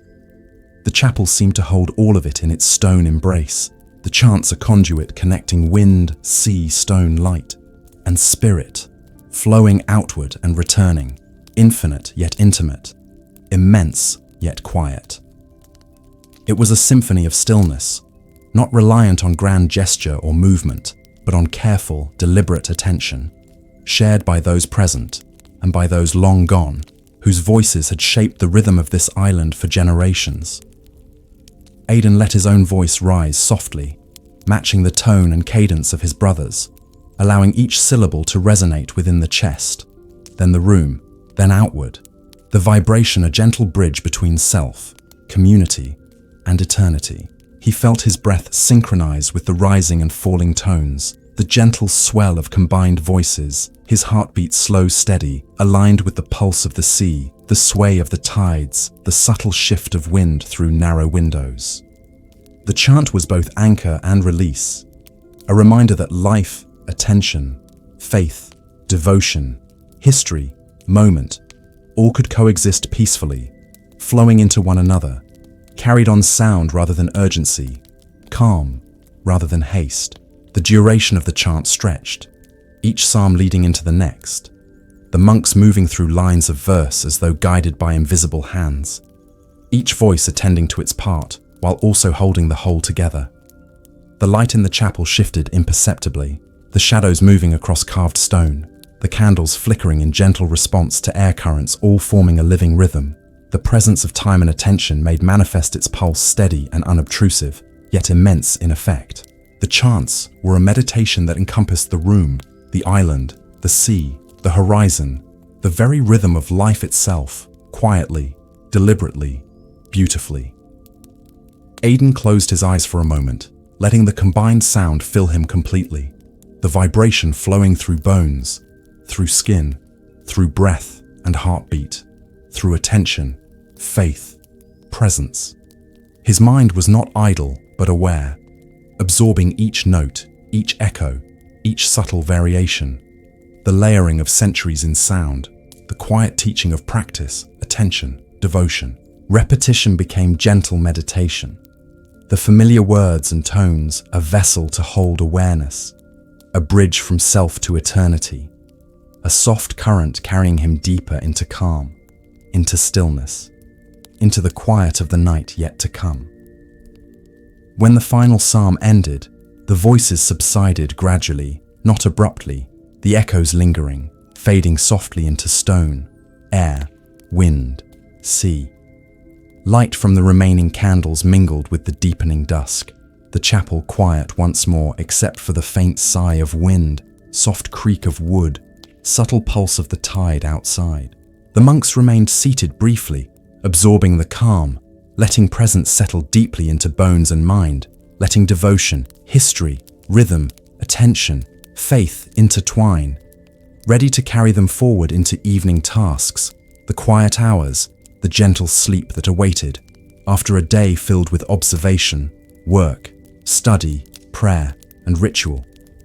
Aidan rose slowly, his body attuned to the rhythm of the chants, his mind calm, the pulse of sea and stone, wind and light, history and presence, flowing steadily through him. He left the chapel quietly, passing through corridors bathed in fading light, the shadows long soft, the scent of incense lingering, the faint creak of shutters as wind moved through openings, the distant sound of tide, a reminder of the vast unchanging rhythm beyond stone walls and gardens and cloisters. The evening was settled, the chants complete, the calm pervasive, a gentle bridge to rest, reflection, continuity, faith, and the quiet knowledge that Lindisfarne itself breathed with presence, history, attention, devotion, carried across centuries and yet immediate, alive in the moment. As evening deepened into night, Lindisfarne transformed, the cliffs steep and dark against the dimming sky, the sea a vast expanse of shadow and faint moonlight, waves folding over each other in a rhythm both ancient and constant. Brother Aidan walked slowly along the outer paths, the cold stone under his feet, a reminder of the island's permanence, the wind tugging gently at his robe, the scent of salt, wet stone, and lingering herbs mixing in the night air. His lantern, now small and steady, cast soft light across the rough edges of walls and steps, illuminating moss, small flowers, scattered pebbles, each detail softened in the glow, a companion in the transition from day to night. The cliffs rose sharply to the north, their jagged forms etched in shadow. The sea below shifting in tone as it caught the fading light of dusk, the horizon blending seamlessly with mist, the sky a muted canvas of greys and deep blues. The sound of the tide moving over rocks and sand echoed faintly, steady, unchanging. like a heartbeat beneath the island's stone. A rhythm older than the monastery itself, carried across centuries of wind, storm, sun, and moonlight. Aidan paused at a ledge, leaning lightly on the cold stone, the lantern casting a circle of warmth around him, its flame flickering in response to the evening breeze. He watched the waves, their rise and fall, a delicate dance of power and patience, their white crests glowing faintly under the last vestiges of sunset, then dimming as night took hold. The gulls had long retreated, leaving only the distant call of some night bird, the sound subtle but present, layering the quiet hum of tide and wind into a tapestry of calm. The cliffs themselves seemed to breathe, stone holding memory of centuries, of storms weathered, of hands that carved paths, of monks walking quietly with lanterns, with prayer, with observation, with devotion. Their presence lingered in the rough surface, the edges softened in places by centuries of touch, the cracks filled with moss, lichen, small traces of life enduring alongside the permanence of rock. Aidan traced the horizon with his eyes, the fading light catching faintly on distant waves, the water reflecting slivers of moonlight beginning to appear, the tide slowly retreating and returning the motion constant yet gentle, like a silent meditation carried out by the sea itself. He imagined the monks who had walked this path before him, carrying lanterns, praying quietly, observing storms and stars, recording tides, noting light, and listening to the voice of the sea, attending to its rhythm, learning patience, awareness, presence. The continuity of these practices connected him to centuries of attention, quiet labor, faith, the subtle art of observation, of life measured slowly and deeply. He stepped carefully toward a higher ledge, the wind picking up slightly, carrying the scent of wet stone and seaweed, the faint tang of salt and herbs mixing with candle smoke lingering from the chapel.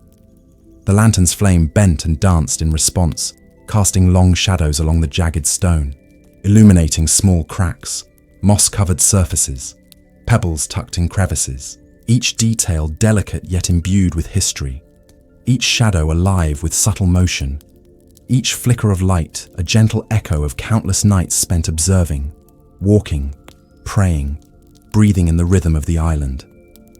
The sea below was steady, the waves rolling in measured pulses, catching moonlight as it emerged fully from behind clouds, the silvery reflection shifting subtly with each crest and trough. Aidan felt the weight of time pressing gently against him, the present blending with memory, history, ritual, practice, the quiet endurance of centuries of observation and devotion echoing in his chest. He knelt briefly on the stone, placing his hand lightly on the cool surface, feeling texture, temperature, grain, small indentations made by hands long gone, the continuity of effort and attention linking him to past generations. The rhythm of faith carried silently across stone, sea, wind.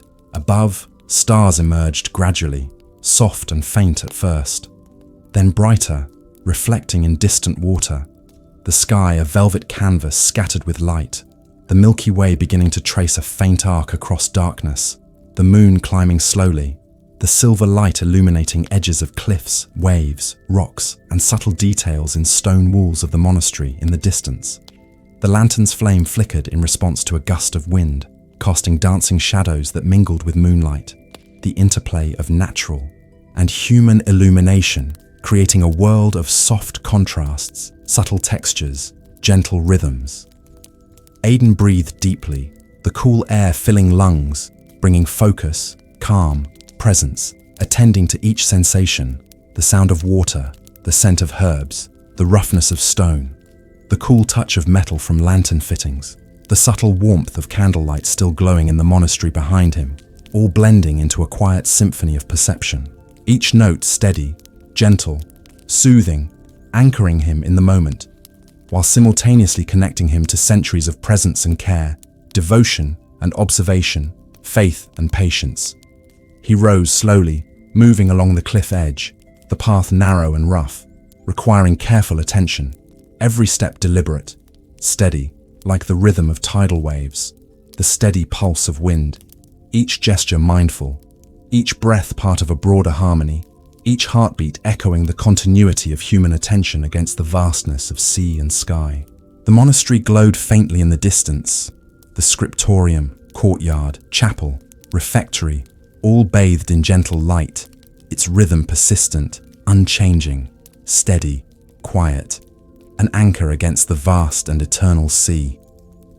Stopping at a vantage point, he looked down at the tide, the dark water moving slowly against scattered rocks, the silver light of moon reflecting gently on small pools, the foam collecting briefly, then dissipating, the subtle sound blending with distant wind, with stones settling under centuries of presence, with faint echoes of chants, prayers, observations, carried from earlier in the day, all layers forming a gentle tapestry of continuity and calm. The cliffs themselves seemed to hum with memory, the subtle vibrations of stone, sea, air, all carrying the imprint of those who had walked here, observed, prayed, recorded, attended to the rhythms of nature and devotion. Aidan lingered at the edge, noticing small plants clinging to rock, their leaves glistening with dew, the faint scent of flowers barely visible in the moonlight, the rough surface beneath his fingers, the small insects moving carefully among moss and lichen, each a subtle reminder of life persisting quietly, faithfully, delicately alongside the vastness of stone and sea, each echoing the continuity and patience cultivated by generations of monks attending to both human and natural realms, their devotion expressed through attention, through care, through observation, through presence.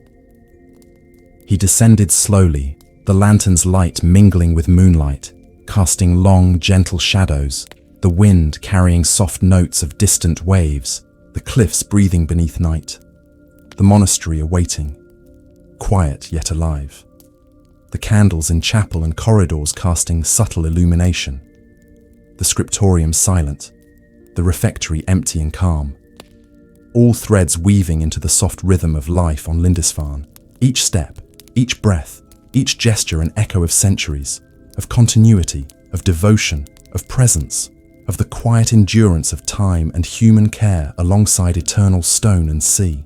By the time he returned, the moon now high, the tide steady, the night fully settled, the monastery enveloped in soft shadows. Aidan placed the lantern carefully, its light steady and gentle, mirroring the pulse of sea, the rhythm of wind, the calm presence of stone, the soft whisper of history carried through every corridor, garden, cloister, each step of the day leading gently into night, each breath a continuation of centuries of quiet attention, each heartbeat aligned with Lindisfarne's eternal, steady song.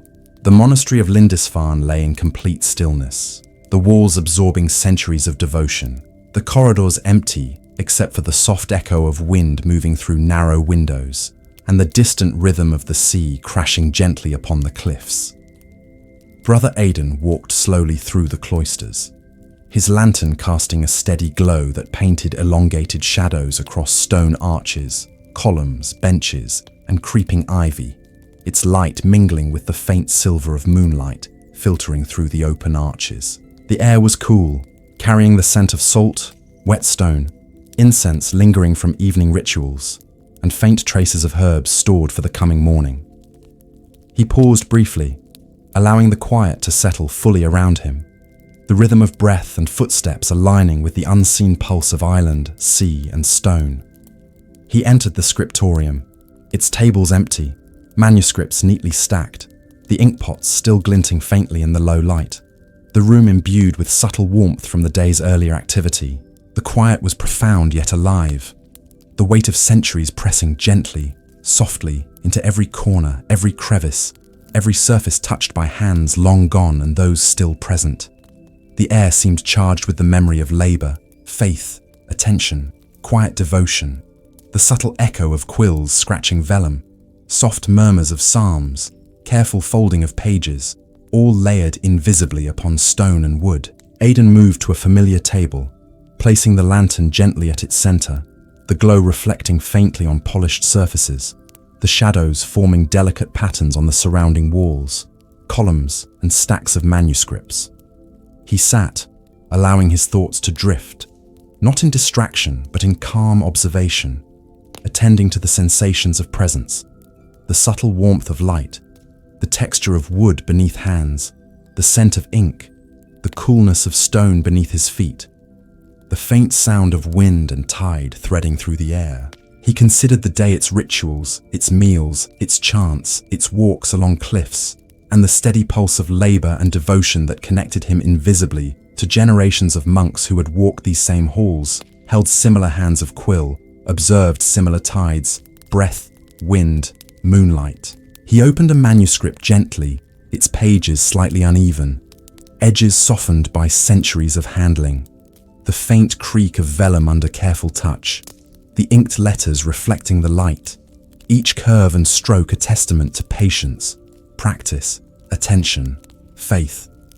He traced a finger along a line of text, imagining the hands that had first traced it, the breath, the pause, the care, the intention embedded in every mark. He reflected on the immense quiet discipline required to preserve knowledge, faith, culture in such a remote and exposed place. The island itself, a sentinel, stone and wind and sea as constant companions, protectors and witnesses. Outside, the tide moved steadily, the waves rolling in silent rhythm, the silver reflection of moonlight catching the crests, the horizon a seamless blend of darkness and distant starlight. The occasional bird settled silently on rocks or cliffs, the air cool, fresh, alive yet calm, anchoring the mind in subtle observation. Quiet presence, awareness of infinite detail and timeless continuity. Aidan breathed slowly, deeply, aligning with this rhythm, letting the cadence of sea, wind, stone, moonlight, history guide his thoughts, softly, without urgency, without tension, letting reflection unfold gently, like a wave receding and returning. He considered the lives of monks long gone, those whose hands had shaped manuscripts, prepared meals, walked cliffs, observed tides, attended to gardens, chapels, candlelight, rituals. He imagined their thoughts, their quiet moments of doubt, serenity, gratitude, small joys, the fleeting glimpses of sun over sea, the subtle change of seasons, the patience cultivated through observation, through repetition, through devotion. It was a lineage not of fame or power, but of presence, care, continuity, a deliberate immersion in small acts that collectively shaped life, knowledge, faith, and memory. Aidan traced another line of text, the quill poised, then let it rest, watching the faint glow of lantern and moonlight dance across polished wood, the shadows stretching and softening, the air carrying the faint scent of sea and stone, the gentle hum of the monastery in full night rhythm. Even in stillness, life persisted, subtle and profound, layered and intertwined, the pulse of stone, the whisper of wind, the motion of tide, the rhythm of candle flame, all merging with human attention into a calm, steady continuum of presence, faith, observation, continuity. He rose slowly, walking toward a window, leaning lightly on the sill, the air cool against skin, the sea spread below, silvered under the moonlight, the cliffs etched in faint shadow, each detail crisp yet softened by distance and light. Each movement of tide a measured, quiet meditation. The entire scene reflecting the balance of permanence and impermanence, effort and surrender, the labor of centuries held in subtle equilibrium between human devotion and natural rhythm. He allowed himself to simply observe, the mind open, calm, absorbing each detail with gentle attention, without need for conclusion, without desire for change. The monastery beyond the scriptorium lay calm, the corridors dim, softly illuminated by candlelight or fading moon, the refectory empty, its tables orderly, the chapel silent yet heavy with memory, the scriptorium itself a vessel holding centuries of attention, faith, devotion, quiet labor. The air seemed to hum with residual presence, each breath a connection to the continuum of life on Lindisfarne, each heartbeat a reflection of shared experience, each step an acknowledgement of the delicate balance between isolation and community, between earth and sea, between momentary human effort and timeless natural forces. He returned to the table, laying hands lightly on the wood, feeling texture, grain, temperature, the soft echo of presence embedded in every surface. He let thoughts drift to the horizon, where sea met sky, where tides shaped the edges of the island, where stars and moon traced patterns familiar yet ever-changing, where continuity of effort and observation intertwined with natural cycles, creating a quiet symphony of interdependence, attention, faith, devotion. The manuscripts nearby seemed to respond in subtle way, reflecting lantern light, casting shadows in gentle play, their presence a reminder of continuity, history, care, patience, skill, faithful observation carried across centuries. Aidan closed his eyes for a moment, letting reflection deepen, the silence enriched by memory, the rhythm of tides, the wind, the distant pulse of sea, the weight of stone, the presence of manuscripts, the subtle warmth of lantern and candle, the layering of centuries in thought, attention, action, faith. He considered the ephemeral nature of night, of moonlight, of breath, of thought, and the enduring presence of care, effort, ritual, the small acts that accumulate into legacy, that weave human presence into landscape, time, history. The reflection was gentle, slow, rich in sensation, calm in purpose, soothing to mind, heart, body, preparing attention for rest, preparing thought for quiet contemplation, preparing soul for gentle passage toward dawn. The midnight hour deepened, the moon climbing higher, the stars brightened, the tide steady, the monastery enveloped in quiet, the corridors, chapel, scriptorium, gardens, cliffs, all absorbing and reflecting light, sound, presence, attention, faith, continuity. Aidan rose slowly, leaving the manuscripts neatly stacked, the lantern casting one last soft glow, walking through empty corridors, through quiet arches, the wind carrying faint sea scent, softly brushing hair and robes, the pulse of the island and monastery moving in quiet alignment with his own. The night was profound, yet gentle, immersive yet calm, an enduring presence enveloping body, thought, attention, faith, ready to carry him into hours of rest, reflection, renewal, and preparation for the day to come. The moon hung high over Lindisfarne. The island bathed in silver light, the cliffs sharp yet softened by distance, the sea a rolling expanse of shadow and gentle luminescence. Brother Aidan lay in his small cell, the warmth of the blanket modest, the air cool, the faint scent of herbs, stone, and the sea carrying through the window. He closed his eyes, letting the rhythm of tides, wind, and moonlight guide his thoughts, the quiet pulse of the night anchoring him, the continuity of centuries unfolding in subtle layers beneath his awareness. He drifted slowly towards sleep.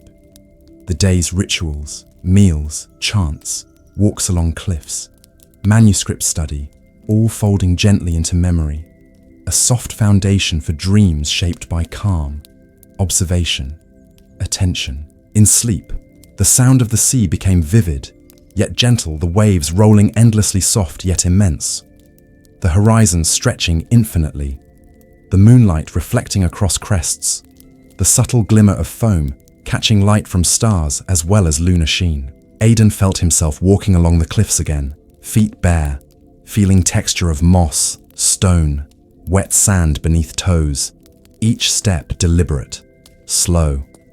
The rhythm of movement echoing tides, the pulse of wind, each breath drawn in harmony with the rise and fall of water below. He paused often, observing patterns of reflection on waves, the shimmer of moonlight, the gentle dance of ripples, the way tide pulled back, then returned, relentless yet soft, persistent yet calm. The dreams carried him further, the monastery faintly visible in distance, its stone walls glowing with lantern and candlelight, the chapel faintly echoing chants from earlier, refectory tables lined neatly, the scriptorium holding manuscripts patiently waiting for touch of quill, all bathed in serene glow of moon and memory. The landscape merged with imagination, the edges of cliff, stone walls, gardens, paths, all familiar yet softened, fluid, gently shifting as dreamscape layered perception with memory, experience, imagination. The wind whispered across cliffs, sea carried subtle scent of salt, stone, moss, the sky overhead vast and infinite, the stars reflecting quiet human presence, attention, faith, continuity. He saw distant lights on the horizon, faint yet steady, like beacons for travelers, markers of constancy across time, the subtle glow carrying sense of safety, knowledge, history, quiet human effort against vast natural rhythm. He imagined monks of centuries past walking these paths, their presence lingering, soft echoes of footsteps, soft murmurs of prayer, subtle movements of hands tending to gardens, manuscripts, rituals, meals, all blending with tide, wind, stone, moonlight, the continuity of action, faith, observation, attention extended across dreamscape, layering past, present, future, infusing awareness with calm, serene understanding of permanence and impermanence, intertwined. Aidan wandered along the cliffs in this dream, observing the sea, the tide's endless rhythm, the moonlight catching crests, the foam shifting, the subtle reflection of stars in small pools of water caught between rocks. Each movement a meditation, a quiet lesson in patience, attention, awareness. He knelt at the edge, placing fingers gently upon stone, feeling texture, temperature, grain, subtle imperfections, noticing small creatures moving quietly, moss-lichened tiny shells, all forming a microcosm of life, persisting alongside vastness of sea and rock, subtle yet profound. A reminder that attention and care gave presence and continuity to both human and natural worlds. The sound of waves rose and fell in harmony with his breath, each inhale, each exhale, a deliberate mirror of rhythm of tide, wind, stone. The moon climbed higher, the silver light illuminating pools of water among rocks, the soft rustle of grasses on cliff edges, the occasional bird stirring, the faint sound of distant monastery bells marking passage of time, all blending into gentle symphony of night, pulse of eternity, the intimate rhythm of small actions sustained across centuries, folded into vastness of island, sea, sky. He felt immersed in continuity, the dream a vessel carrying awareness beyond immediate perception, softly linking him to generations of monks, observing tides, light, wind, stone, life. As he walked further along cliffs, the landscape shifted subtly, becoming more expansive, the sea stretching wider, the horizon blending with sky in seamless shades of silver, blue, grey, light subtle, yet pervasive. He imagined the long nights spent in quiet observation, noting patterns of tides, cloud, moon, stars, wind, light, the small but profound gestures that built continuity, faith, attention, devotion. He saw himself tending manuscripts, the careful tracing of letters, folding of parchment, observation of ink, dust, light, shadow, stone, the meticulous work of centuries of unseen hands preserved in lines, curves, edges of text, each act an echo of devotion, practice, care. The dream shifted gently, now carrying visions of meals prepared slowly, with attention, each loaf of bread, a piece of cheese, herbs carefully gathered, tea brewed with care, each gesture deliberate, yet unremarkable except for presence, attention, continuity. It was a meditation of ordinary life, embodying centuries of rhythm, routine, faith, observation, care. The small acts forming invisible bridge across generations, linking human presence to natural pulse, sea, stone, wind, sky. The moonlight softened everything, blurring boundaries between past, present, dream, fantasy, observation, reflection, creating sense of timelessness, softly anchoring consciousness in continuity. He paused again, watching tide roll in, silver foam glinting, small waves folding into one another, the rhythmic pattern echoing heartbeat, breath, thought, the pulse of sea mirrored in pulse of mind, body, attention. He imagined the monks gathering for evening chants, voices rising softly, blending with sea, wind, stone, moonlight. The continuity of practice carried through dream, carrying calm, serenity, presence. He felt connected to the quiet labor, observation, faith, devotion that had shaped monastery life across centuries, all integrated with natural rhythms of tides, wind, moon, stone, life. In the quiet of the dream, Aidan sensed small details, the sway of grass on cliff edges, the soft rustle of moss underfoot, the subtle glow of bioluminescent algae in tide pools, the gentle scent of wet stone, herbs, sea, each element weaving into delicate symphony of awareness, presence, attention, devotion, faith. The night expanded around him, immersive yet intimate. The vast sea and cliff, small creature and plant, stone and wind, manuscript and candle, all merging in quiet continuity, soft reflection, gentle meditation. The dream itself a vessel carrying awareness into deep calm, soft contemplation, readying mind and body for slow descent into true sleep.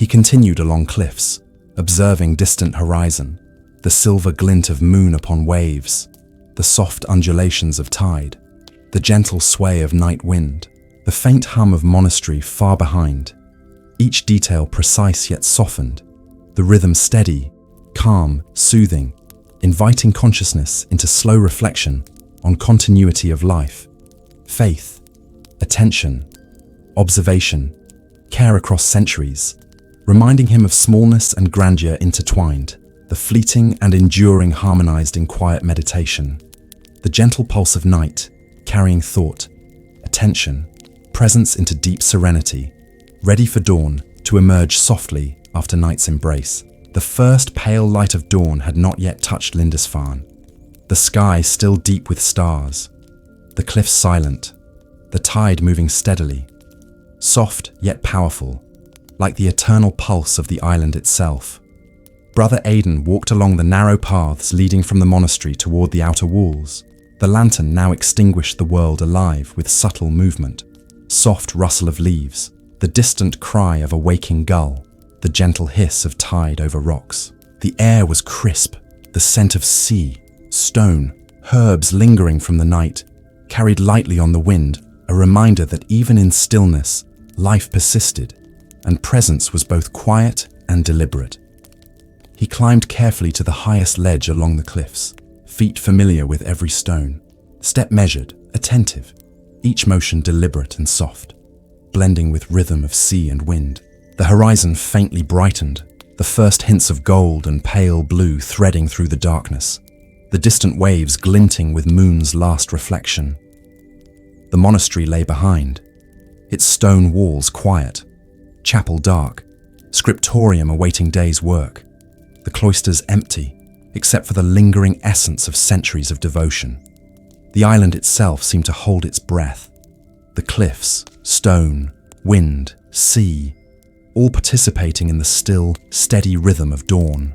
From this vantage point, Aidan observed tide and cliff, the subtle rise and fall of waves, the glimmer of foam, the reflection of stars fading as first light emerged, the distant gulls circling quietly, settling on rocks, the faint scent of wet stone and algae, the gentle pulse of wind across moss and lichen, the tiny movements of insects hidden in cracks, all forming delicate symphony of continuity, attention, life. He felt the pulse of centuries in the stone beneath feet, the quiet rhythm of generations of monks walking these paths, observing sea, wind, moonlight, stone, documenting, praying, tending, breathing in rhythm with island, nature, and devotion.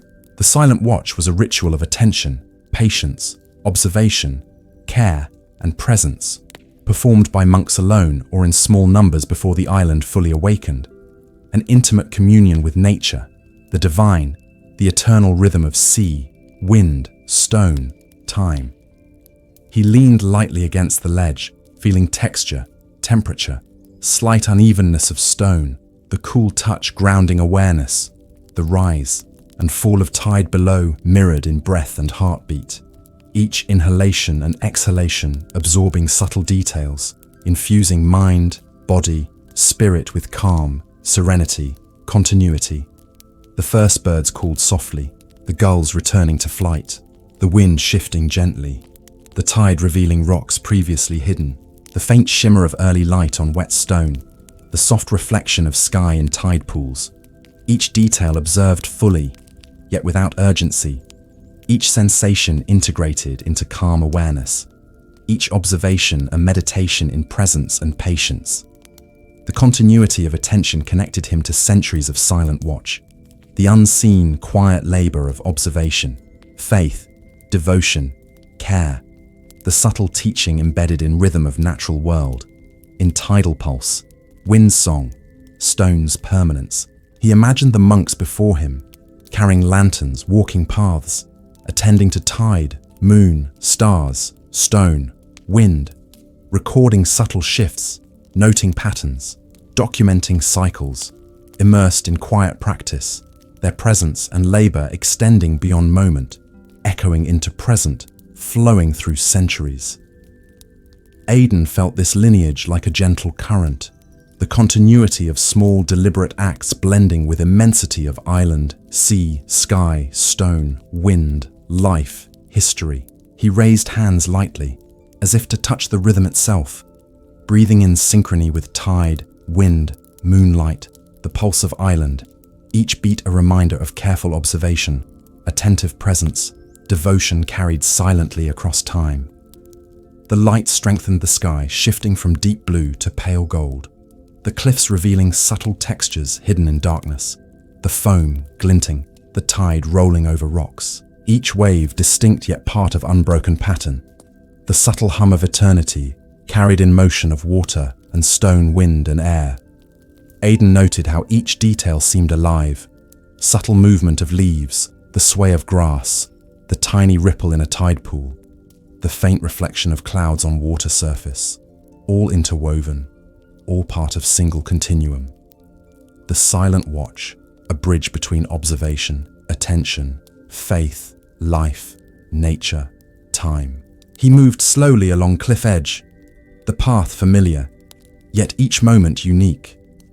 The subtle shift of wind, soft change in light, the slight variation in tide, each detail requiring attention, each observation grounding awareness, mind, body, spirit in calm, steady rhythm, each step deliberate, like brushstroke on canvas of island, sea, sky, stone. His thoughts drifted lightly, following tide, wind, moonlight, stone, the subtle trace of past monks, echoes of chants, observations recorded, rituals completed, presence sustained across generations, all layering into quiet continuum, soft yet profound. A distant cloud drifted over moon, casting shadow on cliffs and sea. The movement slow, the effect subtle, yet altering perception.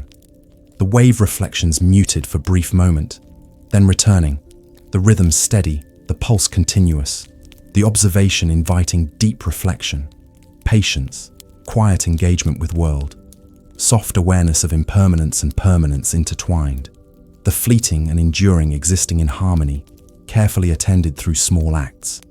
Faith, devotion, attention. The silent watch became not just observation, but meditation, practice, prayer, presence, linking human, earth, sea, sky, time. He knelt at edge of cliff, placing fingers on stone, feeling cold, rough, alive, the tide reflecting faint silver, the wind moving gently across face and hands, the distant sound of gulls faint, the monastery resting behind, all merging into single tapestry of continuity, care, attention, faith, devotion, observation, love for detail, quiet endurance. Aidan allowed mind to settle heartbeat, aligning with tide breath with wind, the subtle pulse of stone echoing through body, through thought, through presence, anchoring awareness in calm, steady, profound rhythm carried across generations of monks, sea, stone, sky, time. The sun finally rose above horizon, soft gold spilling across cliffs, sea, tide, monastery. The silent watch complete in its essence. The moments observed, attended, absorbed, integrated into consciousness. Preparing day, preparing mind, body, spirit. Ready for work, ritual, prayer, study, attention, yet continuing in subtle rhythm throughout hours of daylight. The continuity of observation, care, faith, devotion, life, history, learning persisted, gently, immensely, profoundly, softly, quietly, anchoring human presence to eternal pulse of Lindisfarne, the sea, wind, stone, sky, time. Aidan descended slowly, the path familiar, yet alive with morning light. The cliffs, stone, grass, sea, wind, all engaged in gentle symphony. The monastery ahead bathed in dawn. Stone walls warm, chapel awaiting, scriptorium quiet, refectory prepared. The silent watch complete, yet ongoing. Its lessons in patience, attention, continuity, devotion, faith, observation carried in each step, each breath, each heartbeat, each gesture, each moment, infusing day with calm, presence, serenity, anchored in centuries of careful, quiet human and natural rhythm. The first rays of morning touched Lindisfarne gently, the horizon flushed with soft gold and pale rose, the sea reflecting the colors in subtle motion, the tide rolling steadily, its rhythm calm and endless, the cliffs glowing faintly in the new light. Brother Aidan stepped out of his small cell, the cool stone floor grounding him, the air carrying scent of salt, seaweed, wet stone, and herbs from the monastery garden. The quiet of the island in early morning was profound, yet alive.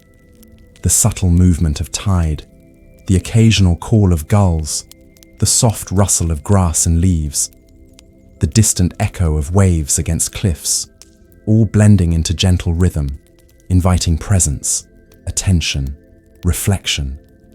He walked slowly through Cloisters, stone arches bathed in soft gold, the shadows long but gentle, illuminated by first light, the air cool yet warming with sun, the scent of dew and herbs blending with faint smoke from morning incense in chapel, the monastery itself beginning to stir.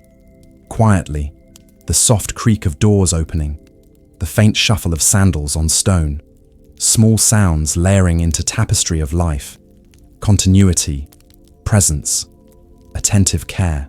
The gardens ahead glistened with dew, the herbs and flowers bending slightly under weight of moisture, their scent delicate yet pervasive, the colors subtle and soothing, the arrangement of beds, stone paths, fountains, all reflecting centuries of care, observation, attention. Aidan paused at edge of garden, observing dew on leaves, the small insects moving slowly, methodically, the slight ripple of water in fountain, the faint reflection of sky in puddles, the subtle movement of shadows, the gentle sway of taller plants in morning breeze, each detail observed fully yet calmly, each incorporated into quiet reflection of continuity, attention, faith, devotion. He felt pulse of island, sea, stone, time, the rhythm of human presence interwoven with natural cycles, the subtle harmony of care and observation stretching across centuries, embodied in gardens, stone paths, chapel, scriptorium, cloisters, cliffs, sea. He moved toward the chapel, lantern extinguished, the doors opening quietly, the soft scent of incense stronger in morning air, the light of candles mingling with morning sun filtering through small windows, the wooden pews polished, refined, echoing with centuries of quiet devotion, the floors worn smooth by countless footsteps, the walls absorbing sound and light, the entire space a vessel carrying presence, attention, faith, ritual across generations. He knelt briefly, hands on stone floor, feeling texture, temperature, the weight of centuries pressing gently yet subtly, awareness expanding, anchored in rhythm of breath, heartbeat, presence, attention. Outside, the tide reflected morning light, the foam catching subtle glimmers, the horizon blending sea and sky in muted pastels, the cliffs sharp yet softened, the wind moving gently, carrying scent of wet stone, seaweed, herbs, the distant calls of seabirds a delicate melody, all composing quiet symphony of presence, continuity, observation, faith. The day was new, yet connected intimately to night past, to centuries of care, observation, ritual, the pulse of island, sea, stone, wind, sky interwoven with human presence, attentive observation, quiet devotion, meditation, continuity. Aidan walked to the outer walls, stone cold beneath hands, cliffs steep, the tide below steady, unchanging, the rhythm profound, yet gentle, inviting observation, reflection, serenity. He paused at ledge, leaning lightly on stone, the distant horizon stretching infinitely, the foam glinting, the subtle movement of tide beneath, moonlight now replaced by soft gold, the waves rolling in measured rhythm, the sun climbing slowly, casting soft warm light, the entire scene alive yet calm, inviting presence, attention, patience, awareness, continuity. He considered the lives of monks before him, their small acts of devotion, the quiet observation of tides, moonlight, stone, wind, sea, rituals, manuscripts, meals, gardens, paths, all part of continuum extending across centuries. The monastery behind him began to stir further, the soft sound of doors opening, the shuffle of feet, the faint murmur of voices, quiet greetings, the preparation of morning meal, the lighting of candles, the soft creak of benches, the subtle movement of manuscripts, ink pots, the continuity of daily life reflected in rhythm of actions, the care and attention embedded in every gesture, a reflection of centuries of attentive presence, quiet devotion, faithful observation, and patient labor. The air carried faint scent of baked bread, tea, herbs, fresh air, the combination delicate, soothing, anchoring consciousness in calm, presence, attentive observation, continuity. Aidan returned slowly through cloisters, observing patterns of light and shadowstone warmed slightly by sun-ivy leaves glinting the garden alive with dew, the breeze moving gently, the small creatures' active subtle motions, soft sounds all forming microcosm of life, persisting quietly alongside monastery cliffs sea stone. He paused at Scriptorium, manuscripts waiting, ink pots glinting, the room soft with early light, the space alive with past, presence, attention, care, continuity, inviting gentle meditation, reflection, preparing mind, body, spirit for day's rituals, study, prayer, work, the continuity of centuries flowing through each subtle gesture, each movement, each breath, each heartbeat. He stepped outside again, toward cliff edge, the tide reflecting sun fully now, the foam sparkling, rolling gently, the horizon infinite, the air crisp yet warming, the scent of salt, stone, sea, herbs carried lightly, softly, the wind whispering across stone, the waves rolling in quiet rhythm, steady, relentless yet gentle, the subtle pulse of eternity echoed in every motion, every sound, every sight.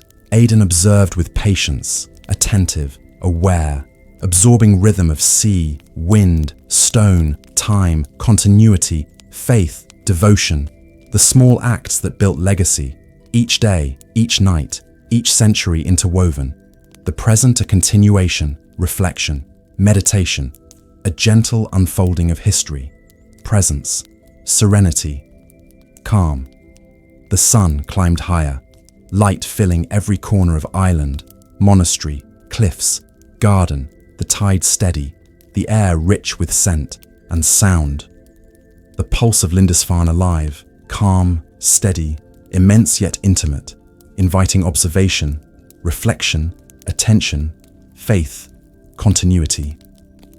Aidan stood quietly on cliff edge, watching tide and sea, the sun casting gentle glow, the waves rolling, foam glinting, the wind moving, soft yet insistent, the small creatures, plants, moss, lichen, the monastery itself all alive with history, care, devotion, observation, attention, continuity. The morning light brought clarity yet softness, the rhythm of day beginning, but connected intimately to night past. Centuries of observation, care, faith, attention, patience, quiet reflection, presence. He descended slowly, the path familiar, stone cool, yet softened by morning light, cliffs steep, sea steady, the monastery welcoming and calm, inviting presence, attention, continuity, quiet devotion, faith, observation. The day was beginning, yet the lessons of night persisted, the continuity of attentive presence, care, observation, faith, devotion, quiet endurance, soft reflection flowing through every movement, breath, gesture, heartbeat, integrating past, present, future into gentle, steady rhythm, immersive, soothing, preparing consciousness, body, mind, spirit for hours to come, anchored in eternal pulse of sea, stone, wind, sky, time. The monastery of Lindisfarne began to stir in full measure, the sun climbing higher, the light spreading across stone walls, cloisters, garden refectory, scriptorium, the air carrying scents of salt seaweed herbs and the faint smoke of incense lingering from early prayer. The monks moved quietly, yet deliberately, each gesture deliberate, attentive, each step measured, the shuffle of sandals on stone floors blending with soft rustle of robes, the faint clatter of utensils in refectory, the gentle murmur of whispered prayers, soft chants, and low conversations layered into subtle symphony of labor, devotion, continuity. Brother Aidan walked through cloisters, observing small details, the polish on stone floors, the subtle glint of light on carved arches, the soft shadows cast by slowly moving sun, the faint scent of dew and herbs lingering from garden paths. Each sensation absorbed fully into consciousness, each movement attended, each breath in rhythm with surrounding world. He paused to watch Brother Aidan tending manuscripts, the careful unfolding of vellum, the quill tracing lines of ink, the subtle motion of hand, arm, shoulder, the tiny variations in each letter, each curve a meditation, each stroke a gesture of devotion, continuity, attention to detail. Presence was deliberate, observant, anchored in rhythm of monastery, stone, garden, wind, sea, time. The monks' labors were diverse, subtle, yet profound. Each act a thread woven into continuity of life, faith, observation, devotion, practice, ritual, care. Aidan moved toward garden, the herbs and vegetables cultivated with meticulous attention, each plant spaced deliberately, watered carefully, pruned, observed, each leaf noted for imperfection, health, vitality. The soil turned gently, the subtle layering of compost, manure, ash, all contributing to delicate balance of growth, sustenance, life. The sound of rake lightly moving through soil, the soft crunch of footsteps on stone paths, the faint splash of water in small channels, each element reinforcing rhythm of attentive presence. The integration of human effort with natural cycles, sea stone, wind, sky. He paused at small fountain, water flowing gently, softly, reflecting sunlight, the motion rhythmic, the sound calming, the moss around edges alive, glimmering, subtle, the air carrying scent of water, stone, herbs, sea, each breath absorbed fully, attention anchored in present observation, reflection. He knelt briefly, placing hands on stone edge, feeling texture, temperature, the subtle pulse of water beneath fingers, the tiny ripple extending across surface, mirroring flow of attention, consciousness, continuity across centuries of careful labor, observation, faith, devotion, quiet endurance. The scriptorium called him next, the manuscripts stacked neatly, the quills poised, inkpots glinting, light from high windows casting subtle reflections on polished wood. The air faintly scented with ink, parchment, stone, the quiet murmur of pages turning, soft scratching of quill on vellum, each movement deliberate, careful, intentional. Each stroke of letter, carrying centuries of practice, tradition, continuity, attention. He observed Brother Cormac tracing letters, the hand moving slowly, fluidly, the subtle pause before each curve, each line an act of devotion, attention, reflection, embedding presence into text, faith into page, continuity into knowledge. Beyond the scriptorium, work extended through monastery corridors, chapel, gardens, cloisters, refectory, each space alive with subtle motion, quiet labor, the small acts forming rhythm of day, the continuity of generations of monks preserved in gestures, steps, attention, observation, care. The bell called for mid-morning prayers, soft tolls echoing across stone walls, reflecting sound, the monks gathering quietly, the soft murmur of vestments' footsteps, chants rising and blending with distant sound of sea-wind cliffs, the subtle integration of human ritual with natural rhythm continuity flowing through space-time stone air. Meals were prepared slowly, deliberately, each ingredient handled with care, attention, observation, the baking of bread, the careful slicing of vegetables, the brewing of tea, herbs steeping, subtle aroma filling refectory, the setting of tables with intention, placement of utensils, bowls, plating, all actions conscious, deliberate, infused with calm attention, quiet devotion, the pulse of labor interwoven with rhythm of sea, wind, stone, sky, day, continuity across centuries of monastery life. Aidan observed the work in small moments, the subtle motion of hands tending fire, the gentle stirring of pots, the careful folding of linens, the polishing of stone, the arrangement of manuscripts, the tending of gardens, each gesture deliberate, each moment imbued with attention, care, reflection, faith, the quiet interweaving of labor and meditation, prayer and observation, attention and care, continuity maintained through centuries of human presence, quiet endurance, deliberate effort. Even the smallest actions carried weight, the folding of a page, arrangement of herbs, watering of plants, adjustment of candlelight, soft alignment of manuscripts, all part of immense tapestry of continuity, care, attention, faith, observation, quiet devotion. The labors themselves are meditation, practice, prayer, linking human effort to eternal rhythm of island, sea, stone, wind, sky, time. Aidan moved slowly through refectory, garden, cloisters, scriptorium, chapel, observing, absorbing, integrating rhythm of labor into own consciousness, allowing presence to deepen, attention to anchor mind and spirit in calm, steady awareness. The tide beyond the cliffs continued its endless rhythm. The wind carried faint salt, herbs, stone, sea, the air alive with sound, motion, scent, texture, the pulse of island reflected in each action of monks, the deliberate patience, the careful attention, the layering of effort across space, time, generations, embedding human presence into continuity of monastery, landscape, sea, sky.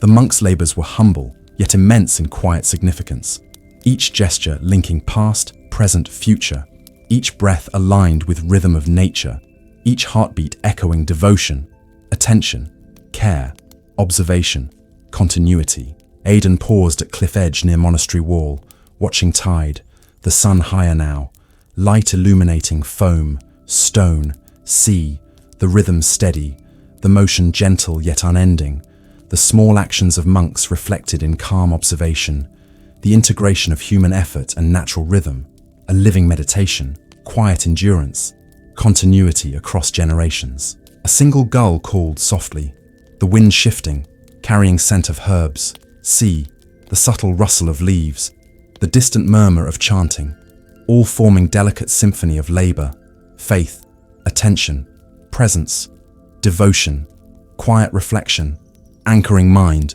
body, spirit in calm awareness, readying consciousness for days unfolding, each step deliberate, each gesture infused with attention, care, continuity. As morning progressed, the monks continued their work, deliberate, quiet, attentive, each moment an extension of centuries of careful practice. The scriptorium, chapel, garden, refectory, cloisters, each alive with layered continuity, attention, observation, faith, devotion.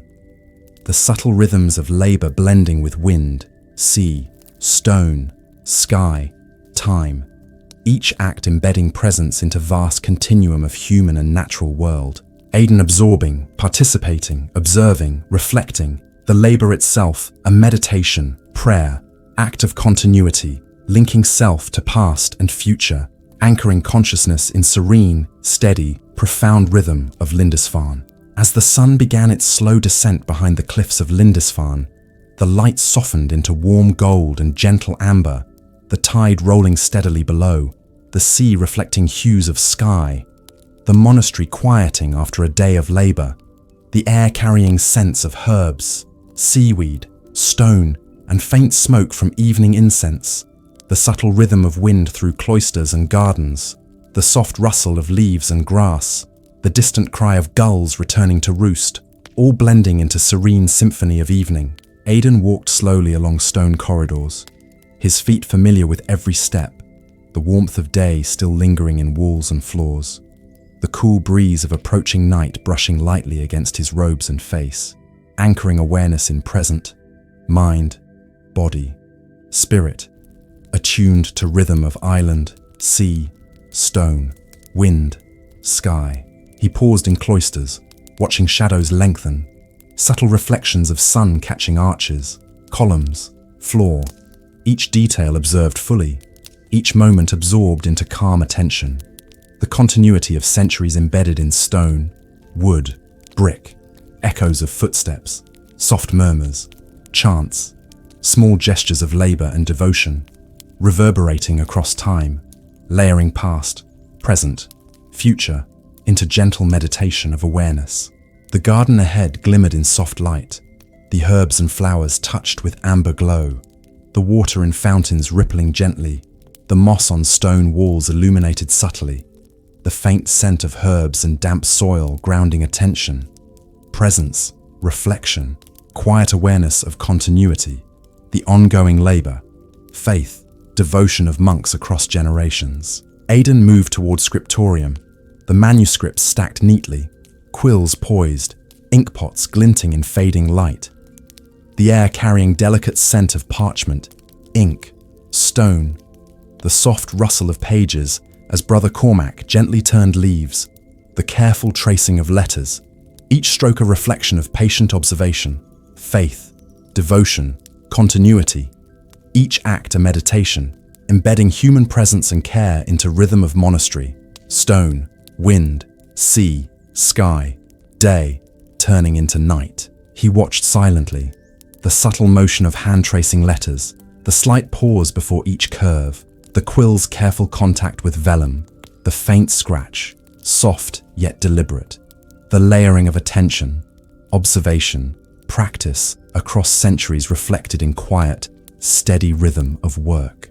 Outside, the tide mirrored the sky, the foam catching fading light, the waves rolling gently, steady and constant, the wind carrying subtle scent of salt, stone, herbs, the distant cliffs standing silent and strong, the horizon soft and infinite, each motion, each sound, a meditation in patience, observation, continuity, faith. Aidan walked to cliff edge, leaning lightly on stone feet, balanced body, relaxed eyes, tracing subtle undulations of tide, reflection of sun in water, the gentle sway of grasses, the faint glimmer of moss, the small creatures active in twilight, the soft ripple of tide pools all observed fully, each detail absorbed, calmly integrated into serene awareness, each breath in harmony with rhythm of sea wind stone time. He remembered monks before him, walking these paths, observing tide, moon, stars, stone, wind, recording subtle changes, attending to gardens, manuscripts, rituals, meals, prayers, all deliberate, careful, attentive, each gesture a thread woven into continuum of practice, faith, observation, devotion. The silent watch, morning light, labors of day, all flowing into evening, each moment a vessel carrying presence, attention, care, reflection, anchoring consciousness in calm rhythm of island, sea, stone, sky, time. The layering of past, present, future merge gently into awareness, soft yet profound, immersive, inviting deep meditation and reflection. The chapel bell tolled softly for evening prayer, its sound rich, rounded, echoing through stone corridors, cloisters, Gardens, softly carrying across cliffs and tide. The monks gathering quietly. The shuffle of robes. The faint murmur of chants blending with wind, sea, stone. The continuity of ritual, attention, faith, practice flowing into every breath. Gesture, step, anchoring consciousness in calm, steady rhythm of life and devotion. Aidan joining silently, aligning breath with chant, the subtle vibrations of sound weaving into pulse of mind, body, spirit. The monastery alive with quiet devotion, layered through centuries of careful observation, practice, faith, attention, care. After prayer, he walked through gardens again. The soft glow of lanterns illuminating paths, stone edges, plants, the moss and herbs glinting faintly, the subtle scent of earth, dew, herbs, stone, wind, the air cooling, softening, the tide below steady, rolling, the distant horizon muted, the gulls settled, the faint reflection of sky in tide pools, the rhythmic motion of waves, all composing gentle symphony of evening, presence, continuity, care, observation, quiet devotion. Aidan paused to touch leaves, feeling texture, temperature, slight moisture, the pulse of life, attention, continuity embedded in small gestures across centuries of careful tending. Observation, prayer, faith. The scriptorium held quiet illumination. Soft lanterns casting warm glow, manuscripts resting, quills poised. The faint scratch of ink fading, each movement deliberate, attentive, careful. The layering of centuries of human labor embedded in pages, stone, wood, air, attention, faith, devotion, quiet endurance, small acts linking past, present, future in gentle continuum. The monastery hummed softly with evening rhythm, the subtle clatter of utensils, quiet movement, preparation for evening meal, the soft scent of bread, tea, herbs, filling space, integrated with faint wind, sea, stone, creating environment of calm, serene reflection, anchoring awareness in steady, immersive meditation of life and time. Aidan moved to cliff edge once more, the tide reflecting lanterns of monastery and fading light, the foam catching subtle glimmers, the horizon infinite, the wind shifting softly across face, robes, stone, the pulse of eternity mirrored in subtle undulations of water, the rhythm of wind, stone, sea, sky, time, layered with centuries of attentive human presence, faith, observation, care, devotion, quiet labor, each breath synchronized with natural rhythm, anchoring consciousness in calm, steady,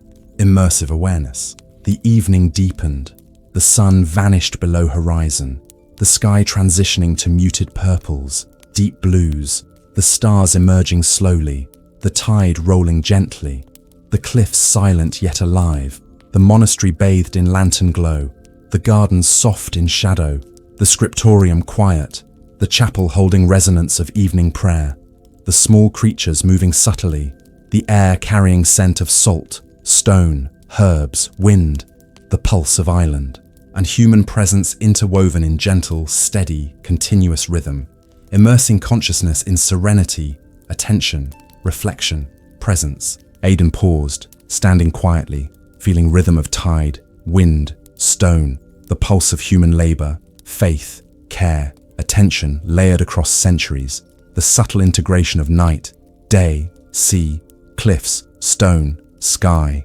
monastery, presence, ritual, observation, quiet endurance, small gestures extending into continuity, the evening calm holding everything gently, immersive, steady, anchoring mind, body, spirit in meditative rhythm, preparing consciousness for rest, reflection, peaceful descent into night, softly blending past, present, future into serene continuum of Lindisfarne.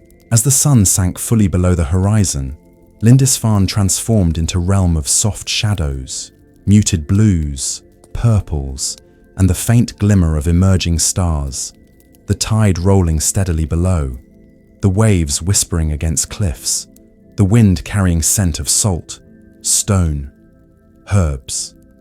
The monastery now quiet. The the subtle glow of lanterns marking paths. Cloisters. Garden. The chapel holding faint resonance of evening prayer. The scriptorium resting. The small creatures settling. The gardens hushed, each element part of gentle rhythm of night. Aidan walked slowly along familiar paths, the stone cool beneath his sandals, the air soft, crisp, alive with sound of tide and wind, the gentle sway of grass, ivy, moss, the faint rustle of leaves, all composing quiet symphony of evening, night, continuity, presence, attention, reflection. He paused at cliff edge, leaning lightly on stone, observing tide and horizon, the foam catching faint glimmer of moonlight, the waves rolling steadily, softly, the cliffs standing solid, silent, the sky deepening to indigo, the first stars reflected in tide pools, the wind moving gently across face robes, hands the pulse of island sea stone, sky time resonating quietly, the centuries of monks' presence layered into awareness, each breath in rhythm with tide wind stone, the subtle continuity of human and natural presence blending seamlessly into evening calm. The silent watch now resumed in new form, the night inviting deeper observation, reflection, meditation, the small gestures of attention, care, devotion echoing across centuries, infusing moment with gentle profundity. Aidan felt continuity of life, faith, labor, attention layered across time. The small acts of past monks preserved in gardens, stone paths, cloisters, chapel, scriptorium, each gesture deliberate, each breath attentive, each step careful, each observation a thread in fabric of serene rhythm, quiet endurance, human and natural harmony. He walked slowly through cloisters, observing shadows cast by lanterns and moonlight, the subtle shifts of light and dark, the air cool yet comforting, the faint scent of herbs, stone, sea, wind blending with lingering incense, the small sounds of night, wind rustling leaves, the occasional call of distant gulls, the faint ripple of tide against rocks, the quiet breathing of monastery, stone, air, all forming delicate symphony of night, presence, attention, continuity, faith, quiet reflection.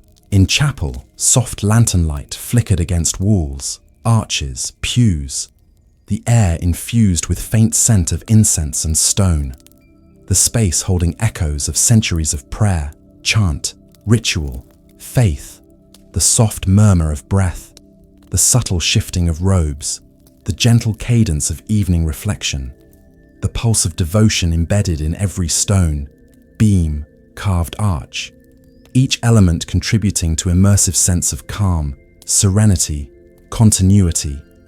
Aidan stepping lightly, observing, absorbing, integrating rhythm of human presence, ritual, faith, attention, care, quiet endurance into own consciousness. He paused before scriptorium, the manuscripts resting, quills poised, ink pots dark, the subtle texture of vellum beneath fingertips, recalling centuries of labor, observation, faith, devotion, quiet endurance, the careful tracing of letters, the delicate attention to detail, each act echoing into present, the layers of attentive presence, human care, knowledge, observation preserved across generations, now reflected in stillness of night, the soft, steady pulse of continuity anchoring awareness, breath, heartbeat, mind, body, spirit in gentle rhythm, immersive, meditative, serene.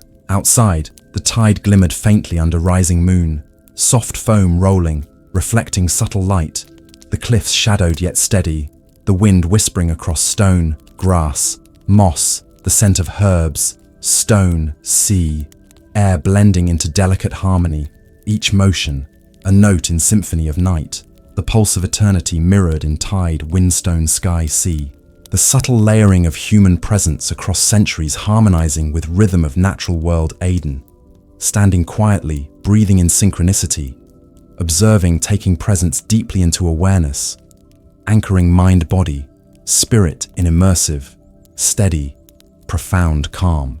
The gardens slept softly, dew settled on leaves, herbs, flowers, the pathways bathed in muted glow, moonlight tracing stones, edges, soft shadows weaving across paths, the air alive with faint movement of insects, small creatures, the gentle sway of plants in night breeze, the subtle pulse of life continuing quietly, steadily, each detail observed, absorbed, integrated into meditative awareness of continuity.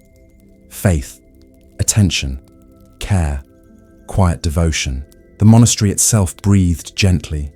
The stone walls, arches, cloisters, chapel, scriptorium, refectory, garden all participating in subtle rhythm of night, anchoring consciousness in serene presence, reflection, immense yet intimate. Aidan moved slowly along outer walls, the tide steady below, the horizon infinite, the wind soft, carrying scent of sea, salt, stone, herbs, the foam glinting, the subtle rhythm of waves, wind, stone, air, mind, heartbeat, breath, each element blending into continuous pulse of night, the layering of centuries of attentive presence, faith, observation, quiet labor, small gestures of devotion, care, attention, a tapestry of continuity woven across time, space, nature, human presence. He paused at cliff edge once more, observing horizon, sea, sky, the stars reflected in water,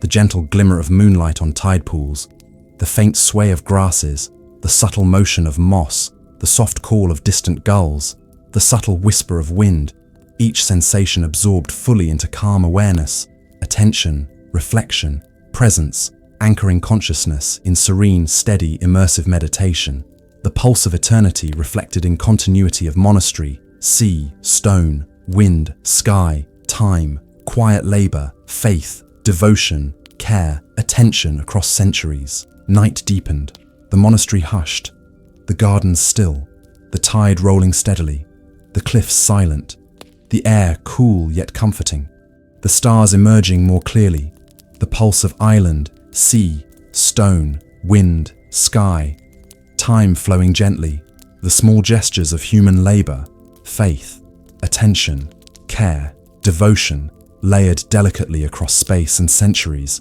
anchoring mind, body, spirit in profound, immersive, serene calm. Aidan knelt briefly, placing hands on stone edge, feeling texture, temperature, the pulse of eternity beneath fingers, the tide reflecting moonlight, the subtle rhythm of wind, sea, stone, air, time, the layering of centuries of attentive human presence echoing softly, the quiet endurance, care, observation, faith, devotion preserved in each gesture, each breath, each heartbeat, anchoring consciousness in steady rhythm of night. Finally, he returned to cell, the stone walls warm with memory of day, the small lantern casting soft glow, shadows flickering gently, the manuscripts resting, the herbs near window carrying scent of moonlight and dew, the quiet rhythm of monastery, sea, stone, wind, sky, air, continuity, faith, attention, care,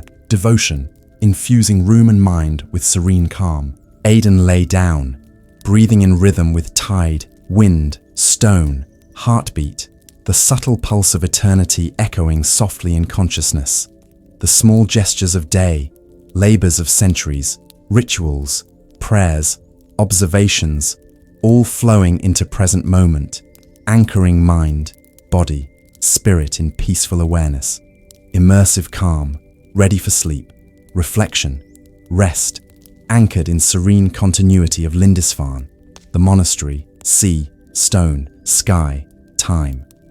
The night embraced the island fully, the tide rolling steadily, the wind whispering, the foam glimmering, the stars shining faintly, the cliffs standing silent, the monastery holding centuries of quiet devotion, the gardens resting, the scriptorium still, the chapel bathed in soft glow, the small creatures hidden, the air infused with scent of herbs, stone, sea, wind, the pulse of eternity gently felt in each breath, gesture, heartbeat, anchoring consciousness in calm, immersive serenity, preparing mind, body, spirit for rest, reflection, sleep.